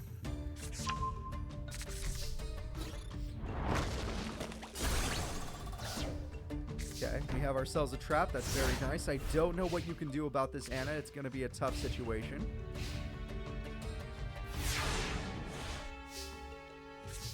Anna's bricked. We know she does this sometimes. The attack comes through. 1,600 damage. The attack comes through. Okay. You're in a lot of trouble, Anna, because he's got another giant hand. You got to do something. I'm getting worried, Anna Kaboom. I know your deck has bricks. It's kind of the whole goal. But you have that field spell that usually makes it better. Wherever it is. Oh, yep, there it goes. You drew a level 4, you lost a level 4. You need to do something better than that. Okay, attack goes through. Brutal. Attack goes through. Insanely brutal. Anna Kaboom is on her last turn. What will she do with her last turn, everybody? Ruffian Railcar can at least do some damage, but we all know the Ice Hand is coming. And you just gave him a pot of greed. So honestly, you just gave him another giant. If he wants it, he has another giant hand. That's all you've done for him. You've helped him. You've made him a better duelist by attacking him. There was no benefit to you attacking him there. Alright, let's see it. I guess it was just to do damage so it didn't look so bad in the duel. Holy shit. Doesn't even exceed. He knows it's over. He doesn't even exceed summon. Game number 1 goes to Girog. He is one duel away from Grand Finals. He's been to Grand Finals before in a different Master Era tournament, but he didn't win that tournament. Thanks to Shoma Yusei. Alright, we are going into game number 2. Can Anna Kaboom actually get her field spell and make a comeback happen? Or will she fall apart like she did in game 1? We have Supply Squad. We have Pot of Greed. We have Dreams. Mystic Tomato Dreams. Pot of Greed comes through. Pot of Greed gets more Mystic Tomatoes. Technically not a good thing, but against Anna it's probably okay. Anna Kaboom, how will you answer this? With a Ruffian Railcar. Ooh, Ice Hand gets ruined because there's no spells and traps to combo off of. But an early Supply Squad will keep him healthy. Nice.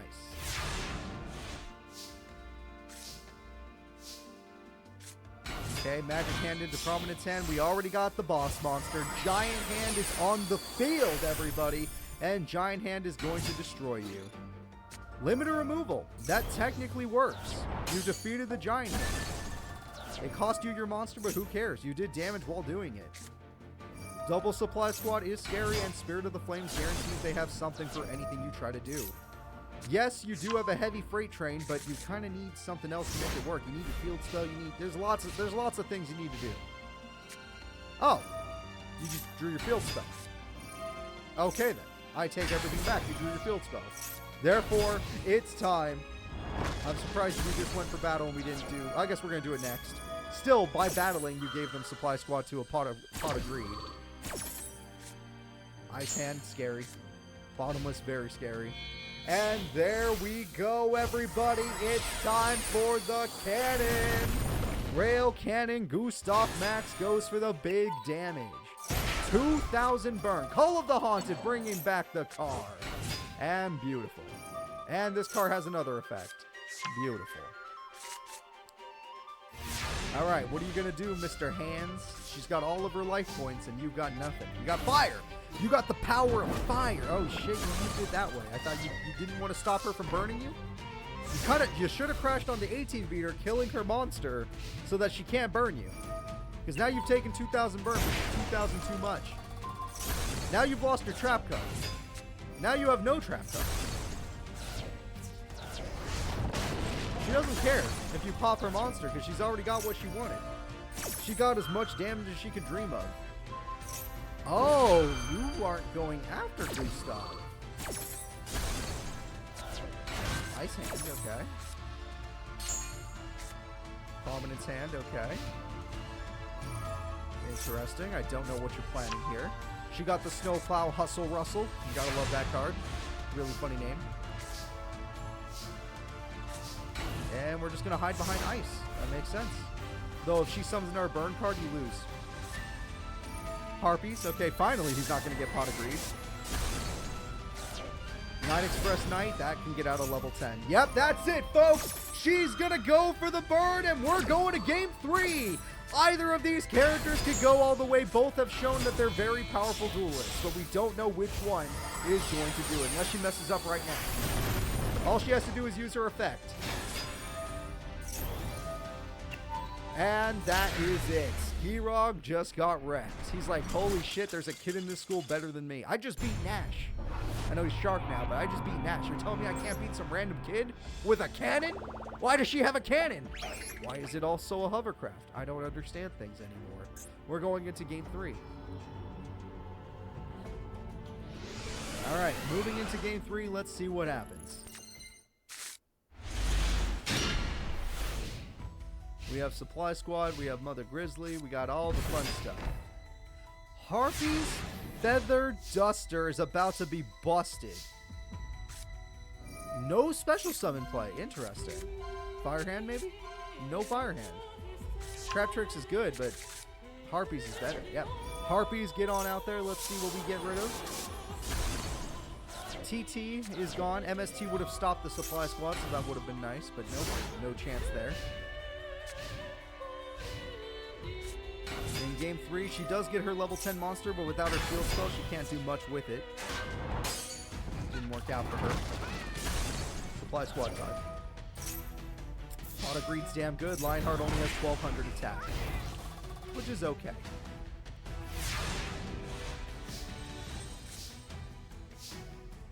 Okay, we do have ourselves a Pot of Greed. Pot of Greed gets some hands, and we have a Mother Grizzly. Mother Grizzly is quite good. It'll hold on for a little bit. Oh, no, it's not, because Ice Hand doesn't do it. You need to go into all of your Mother Grizzlies. You need to use your Mother Grizzlies. Ice Hand is a bad play. That was a bad play. And now you're left with nothing. You could have had a monster left over. You could have had Giant Hand. But now you have nothing. So unless you draw another hand card, you're done. Holy shit! So what the hell? In game 3, Giroud top decks Dark Hole. He now has full control. That changed the entire duel. That changed everything. Holy crap. Giroud might be going to grand finals at this rate. Ooh, it's going to take some crazy top decks from Anna to come back from that, because Anna lost everything, and including her level 4 monster. It's all gone. She does have a trap, but will it matter? He might get another trap. Oh, he doesn't even need it. He top deck bottomless. The top decks of this man is insane. He's got all the bottomless a man can hope for. The damage is 3,200. It's too damn good. She is down to her last 3,000 life points. And on top of that, he has his giant hand. And 2 bottomless. He only uses 1 at a time. But you know what? If she gets Harpies, then he's smart. Damn. Damn, she can't even play. She can't even play. He's doing what he's done to every other opponent in the game. The duel is about to end. The game-winning attack from Giant Hand goes through. And it's over, folks. Giroud is going to grand finals. Giroud is in grand finals. This man is so damn good. Anna Kaboom is amazing. And yet, this man is even better. So, let's go ahead and let's see who's up next. The next duelist we will be going over will be... Hold up. Let's, boom, Giroud, get over there. Let's watch Leon von Schroeder take on the Battlin' Boxin' Master, Alito.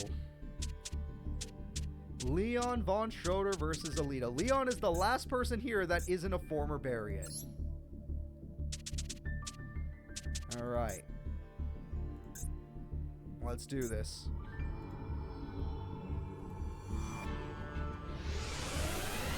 Alito is it ready? Alito is ready.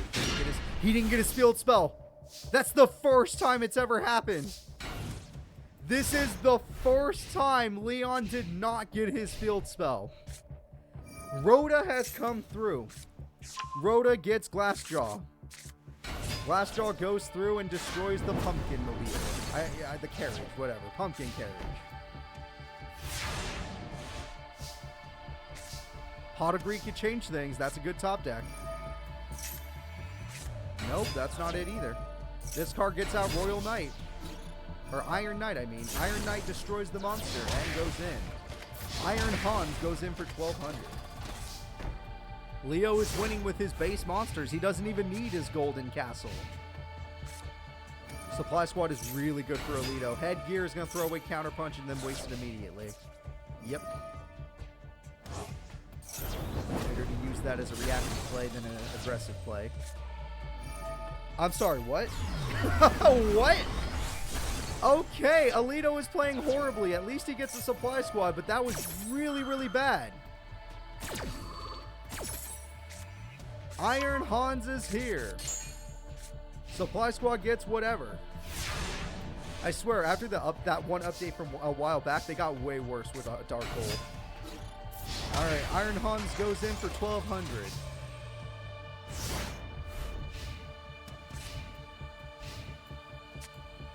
Rhoda comes through. Rhoda gets Glassjaw. Glassjaw can defeat Iron Hans at least. Oh, we got Switch Hitter. That's going to get the monster. It's time, everybody. We're going to destroy Iron Hans, no problem. And we're going in for 1,500 into an Exceed Summon, and you know who it's going to be. We all know it's Nova Kaiser. All right, Nova Kaiser's looking nice and healthy. Nova Summoner is not the right card. They are not getting their golden castle. This is looking really bad for Leon, folks.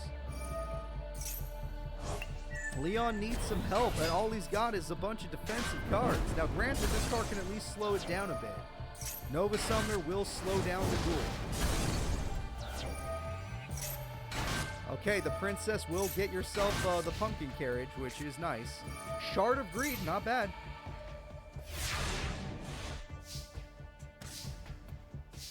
The Glass Slippers was top deck, but we're just going to go for Hextrude.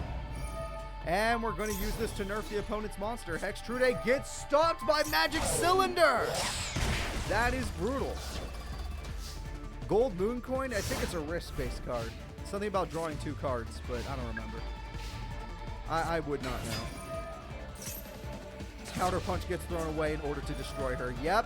Glassjaw goes in because even though he's got a Glassjaw, he's got a damn good punch. And that will end the duel. It will not end the duel. The Glass Slippers stop him from attacking. The freaking Glass Slippers don't fit. He can't attack. He can't attack.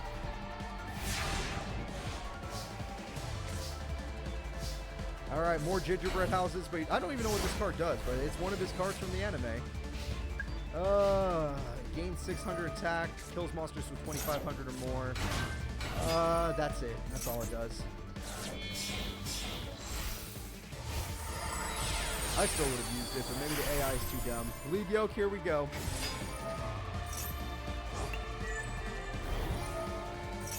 And more power for that one. They're not attacking. The Glass Slippers, actually, I don't know why they didn't attack that time. And they took too long. There's the castle. Alright, Lead Yoke says you're not allowed to pop my friend. Also, I gain attack points. Hextrude is going to try and destroy the monster, but he says you're not allowed to destroy my friend, and I gain attack points. And that means she does not get her effect off. Because you didn't destroy the monster, you did not get your effect off. Which means he is strong enough to defeat you now. Something about those Glass Slippers, they're not letting you play the game. He's just going to do it again. Oh, shit, Dark Hole. He's just going to do it again. You all know this, right? Dark Hole is here, everybody. And with this, you've lost everything you care about. Nova Kaiser, do you get your effect? Yes, you do. You gain back everything you care about. Was that triple Glassjaw or am I crazy?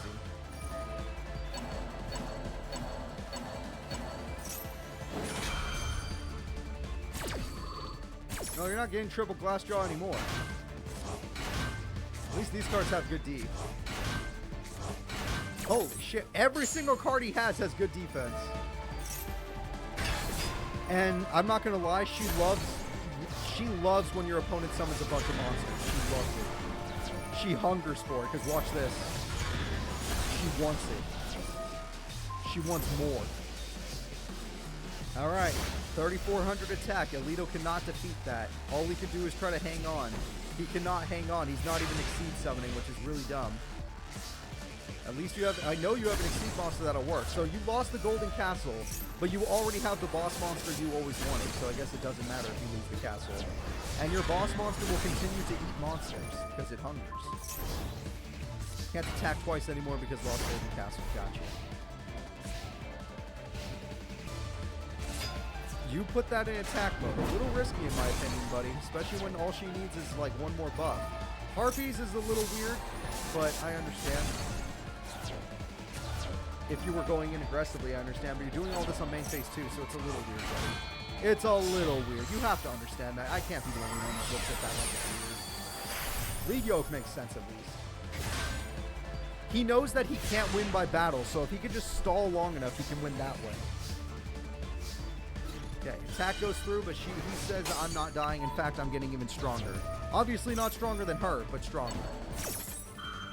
Glassjaw has a nice effect. Getting back Veil to the hand is the perfect spot for it. 3,000 attack will not cut it. You need more. Hot Agreed, this could fix things up a little bit. Let's see it. Hot Agreed gets Premature Burial. Premature Burial gets Nova Kaiser. Nova Kaiser, we are going to get out another Nova Kaiser or devour another one. And we're going all in. Counter Punch! The Counter Punch goes in. You are out of cards. Your princess is in another castle. Get him out of here. Leon loses game number 1. And honestly, the fact that he survived that long without his Golden Castle kind of scares me. If he led with it, he probably would have won that duel. Alright, we're going into game number 2 now. Let's see what happens. Alito, Herog, your best bud, is waiting for you in Grand Finals. He's sitting there.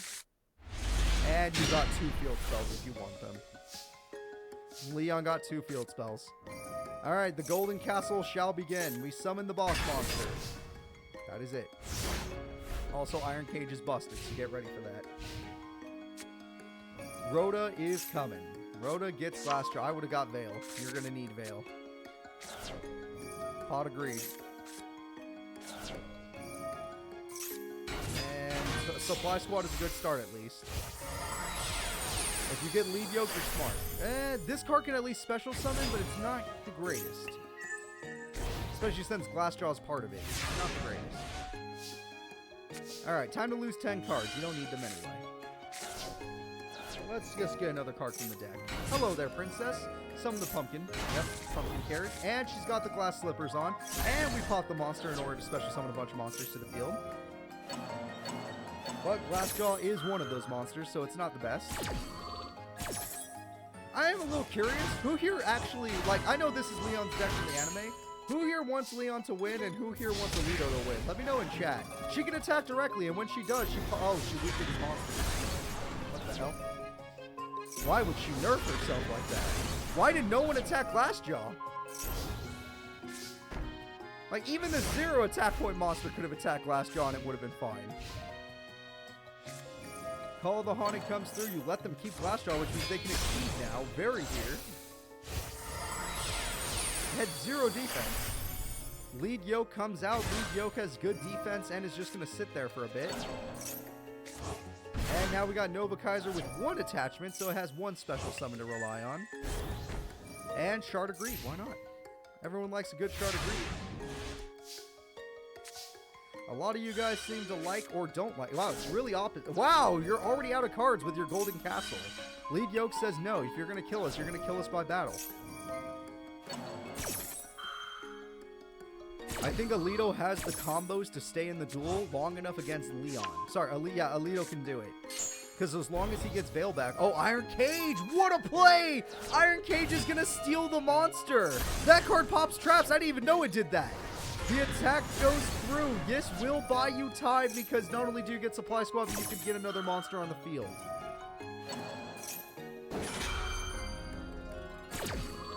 All the Baryons were in the tournament. That is correct. Glassjaw is useless. Glassjaw pretends like it did something. I guess it did that, but what I meant is it pretends like it did anything else. The attacks come through. The damage is a little too good. Leon, you're about to lose your golden castle next turn. That's the good news. The bad news is, will he last long enough? Okay, throws away Veil.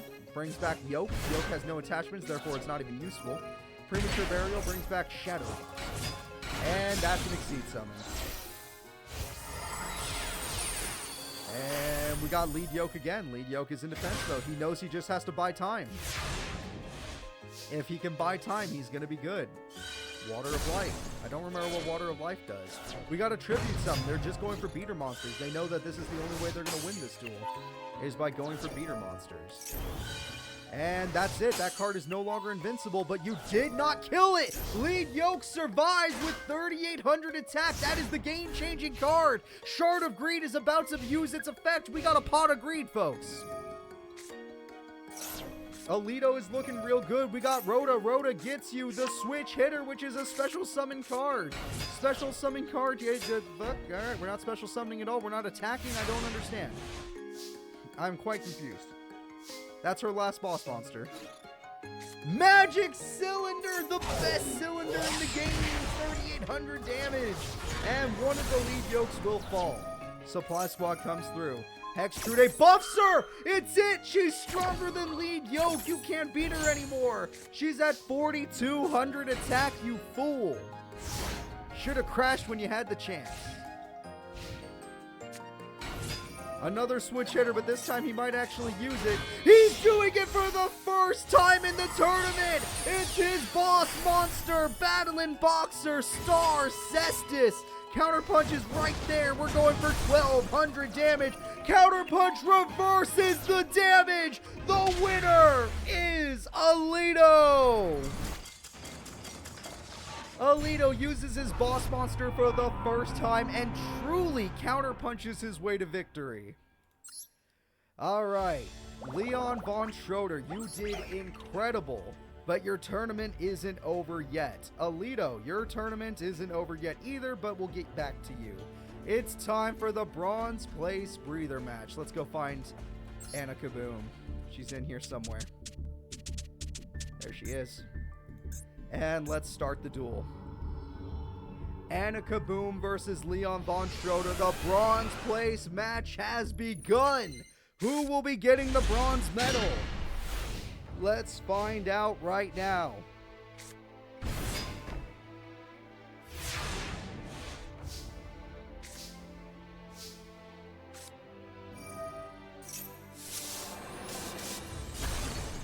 Alright, we got rid of the card. We have Magic Cylinder. Everything's looking good. The trains are going in. This man did not get his field spell. A Leon might be in trouble. Without a field spell, the trains will simply run you over. Because most of your monsters don't get their real effects without it. No trailer. Premature Burial is fine. Iron Knight is here, but all it can do is stand. It cannot beat anything on the field. I would say it's actually just a straight up bad card.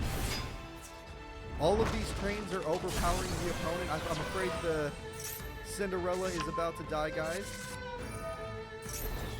Cinderella is done for. 1,200 more damage goes in. If he doesn't get his field spell next turn, I'm calling it. I'm calling it. Anna's going to win the first duel. Oh, that's it. That's the field spell. He got the field spell, everybody. Lucky top deck. He's back in the duel. It's almost like he never left. And now that he's back in the duel, he summons his boss monster. His boss monster pops a card. Don't forget to win by battle. Winning by battle will gain her attack points up to 3,000. Oh, we're not done yet. Let's go to 34. And now even the trains can't beat her. Not without the equip spell or the one card that buffs it by 800. Dark Hole. Wow. I never thought of that. That technically works. Another train. Water of Life. And there goes 10 cards, but that means you could still... Oh, Water of Life for the first time. Water of Life brings back the boss monster. The Golden Castle brings out the boss monster.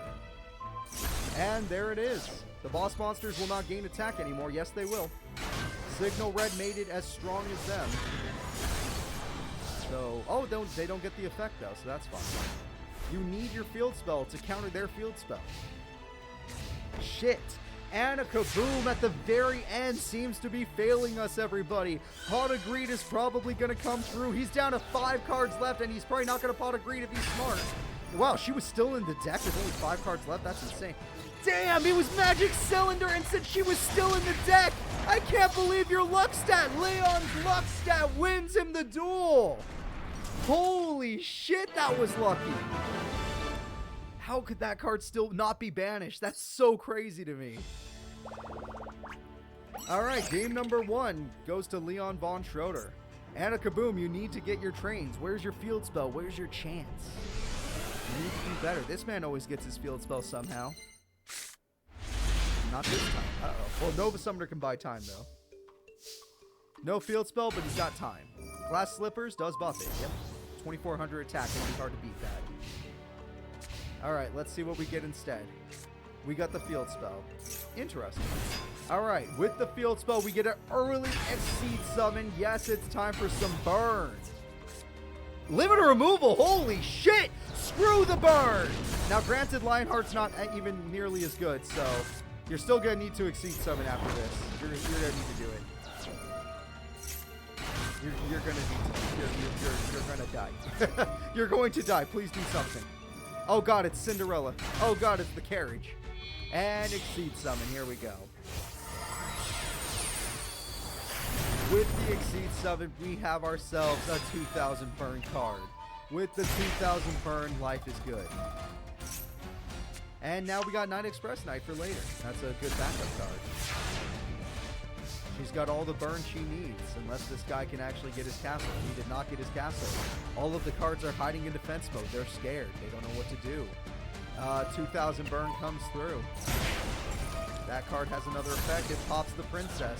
And Night Express Knight's going to combo. We know it is. That's 2 level 10s. This is her last Exceed monster, everybody. Can it be stopped? Will something in the deck stop the extra 2000 damage? Also, it gained attack points.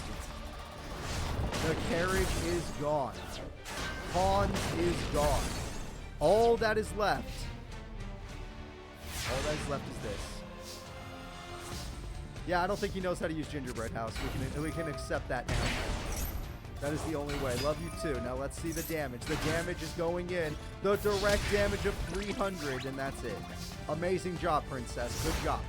We all love Cinderella in this house, and that's all she can do. And that's 2000 burn. I'm afraid we're calling game on that one, folks. That is the end of the duel. The winner goes to Anna. We are going into game 3. Whoever takes this goes all the way.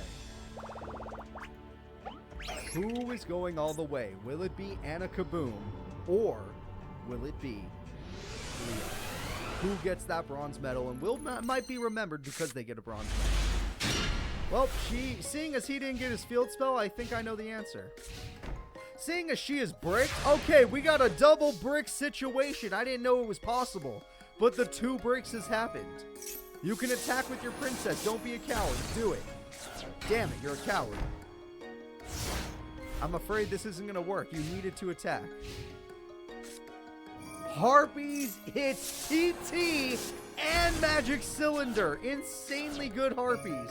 Machine Assembly Line is useless. I don't know who's going to win this now. Nova Summoner is one of the better attackers there. There you go. And they were waiting for it. It was all bait this entire time. This entire time it was bait. You now have to deal with the Snow Plow Hustle Russell. Also Lion-Hearted Locomotive. Lion-Hearted Locomotive will get rid of the pumpkin. And this damage is good. Nova Summoner could try to bring out... It's probably Nova Summoner. Who am I? I'm just kidding. Yeah, it's going to be Nova Summoner. Hex Trude needs 2 monsters to summon itself, and it would beat the Snowplow, but it's not going to get a chance. It's not going to get a chance. Not unless they focus the Nova Summoners. Okay, wait, there's a slight chance. You might not even need your field spell. There is a slight chance you pull this off. Yep, I think it's possible. With this, they get their pumpkin carriage, and now you have the tribute you need. The Hustle Russell doesn't stand a chance against the real boss of Hextrude. And there it is. Hextrude destroys the monster and can gain the attack points, 400 more. It is now a Blue Eyes. What the hell are you gonna do now? You should be scared now, Anna Kaboom. Anna Kaboom is scared. She goes after good old Cinderella, but she can't do anything about the scary godmother. I don't know what Hextrude is based off of. I really don't. I get most of these. Like Iron Hans, I'm guessing he's from Little Red Riding Hood. He's the guy that saves Little Red Riding Hood. Iron Knight, I assume that's... if I got a closer look, I could get a guess on it. Lionhearted, yep, you're just getting more attack. You're at 34. You cannot be beat anymore. You cannot be beat. 2 traps. Anna Kaboom in Game 3 is bricked. I think Leon is taking the bronze medal. Anna Kaboom is bricked. The Iron Knight will be special summoned. And now we summon another Hans who summons another Iron Knight. And they're all going in. Call of the Haunted does not save the day because the Snowplow can't stop the boss. The Snowplow is going to be destroyed. It has 3,800 attack now. It just keeps getting stronger. But it did buy her a turn. Anna Kaboom, with your final turn, what will you do? Okay. I was afraid of that. You have nothing to turn yourself into a level 10. No special schedule, no things, whatever. It's over. I'm afraid we're gonna... Oh, she even drew the glass slippers just for good measure. The glass slippers are here. She's at 1,300 attack. She destroys the monster. And that destroys the final defender. Iron Hans, would you like to end this duel? Iron Hans shall end the duel. Leon von Schroeder will take the bronze medal. The bronze medal goes to Leon. Anna Kaboom had a great tournament, but top 4 is as far as she got. Good old semifinals. Enjoy your 4th place. I don't think you get a medal for that, but enjoy it anyway. So let's get this right. Alito moved forward. Then we got Leon winning that one. And now it's time for Grand Finals. Who do you think is the #1 student at Heartland Middle? Is it Girog or is it Alito? Only one of these kids can advance. Girog got to Game 3 with a lot of people. Shark put him at a pretty tough spot. Hell, Yuma almost beat him. He just messed up in Game 3. So, I honestly don't know. Alito, on the other hand, he's come back against everybody, and he's had an amazing showing. Even though Scarlet Starling kind of messed up against him. It was weird. Either way, this is just 2 bros fighting it out, having a good time. Who do you think will win? Place your bets now, because the fight has started. Grand Finals has begun.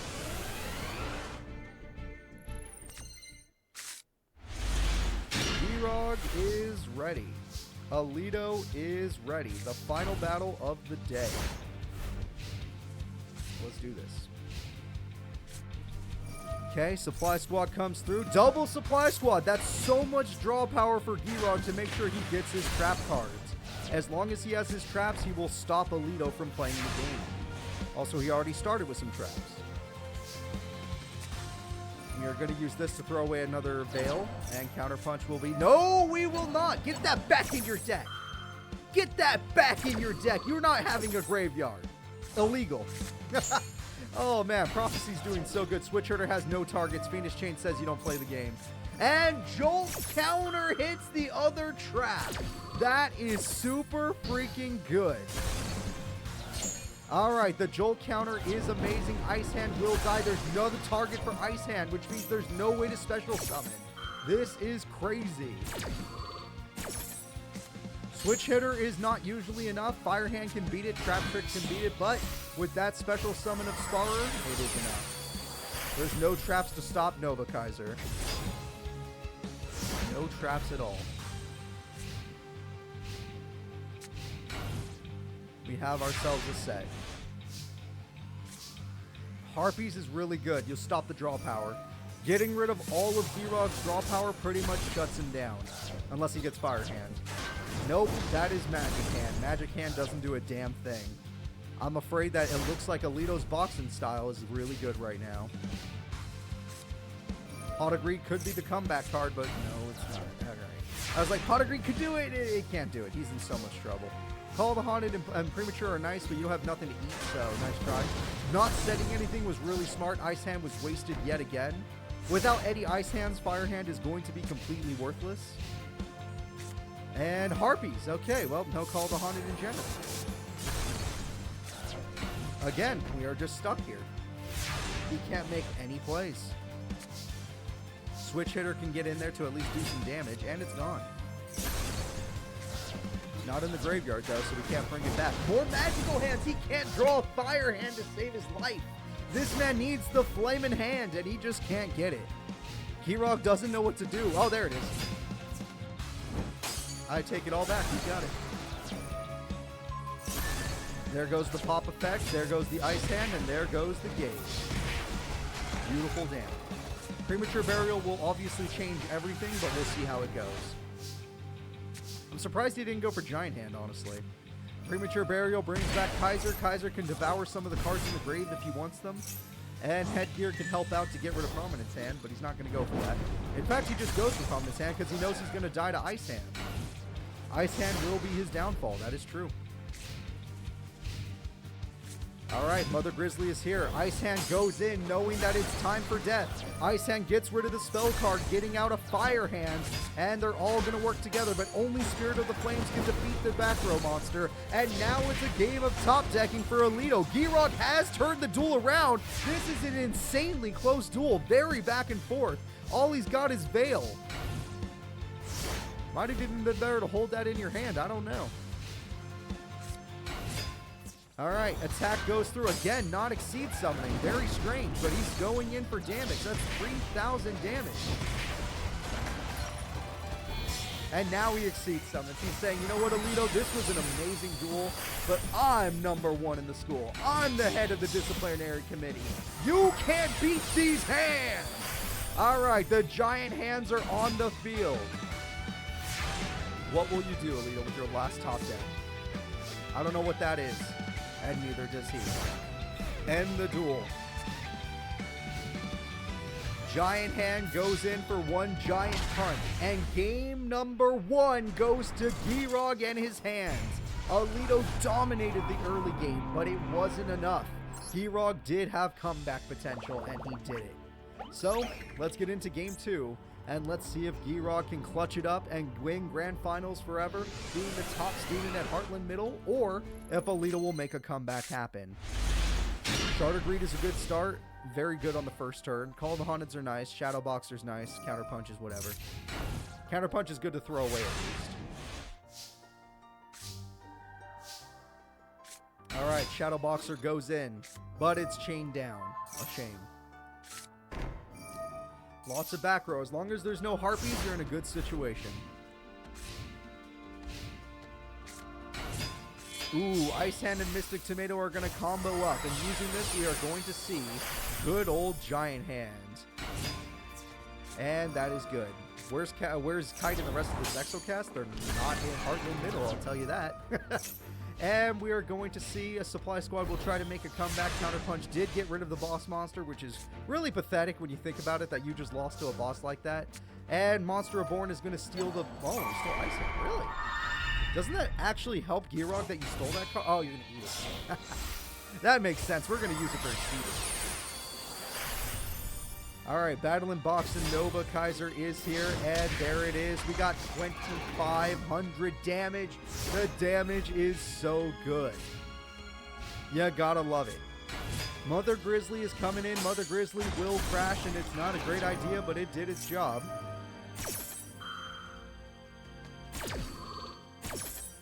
And we got Ice Hand. Not a bad idea now that I think about it. And you didn't use it aggressively, which is strange. Very strange.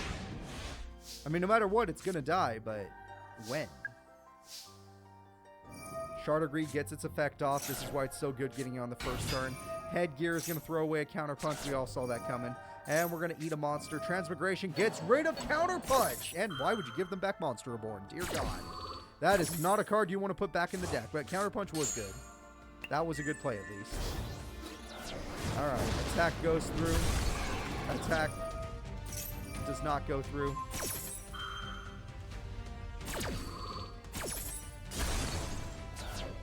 Digimon Crystal is very fun. Okay, we're going to just hold off for now. Fire Hand is not going to go for the Crash Play. It's just going to go for a little bit of burn.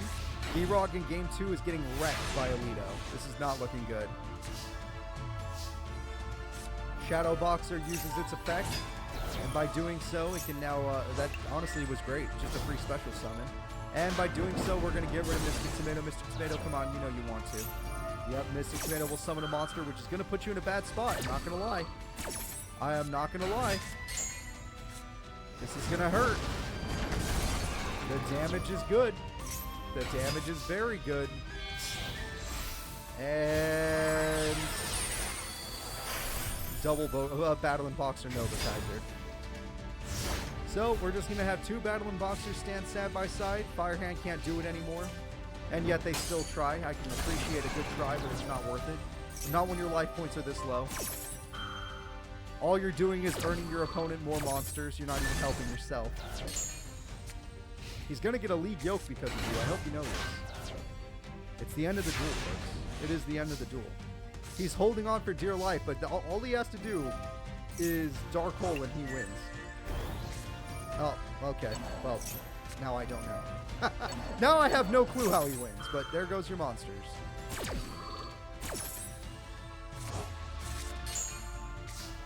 Alright, attack goes through. Spirit of the Flames is done for. Supply Squad is going to get you a nice handy card. And we're just going to have a trap. Alright, nothing over the trap. More sets and nothing to do with them. Again, you kind of already had game, I'm just saying.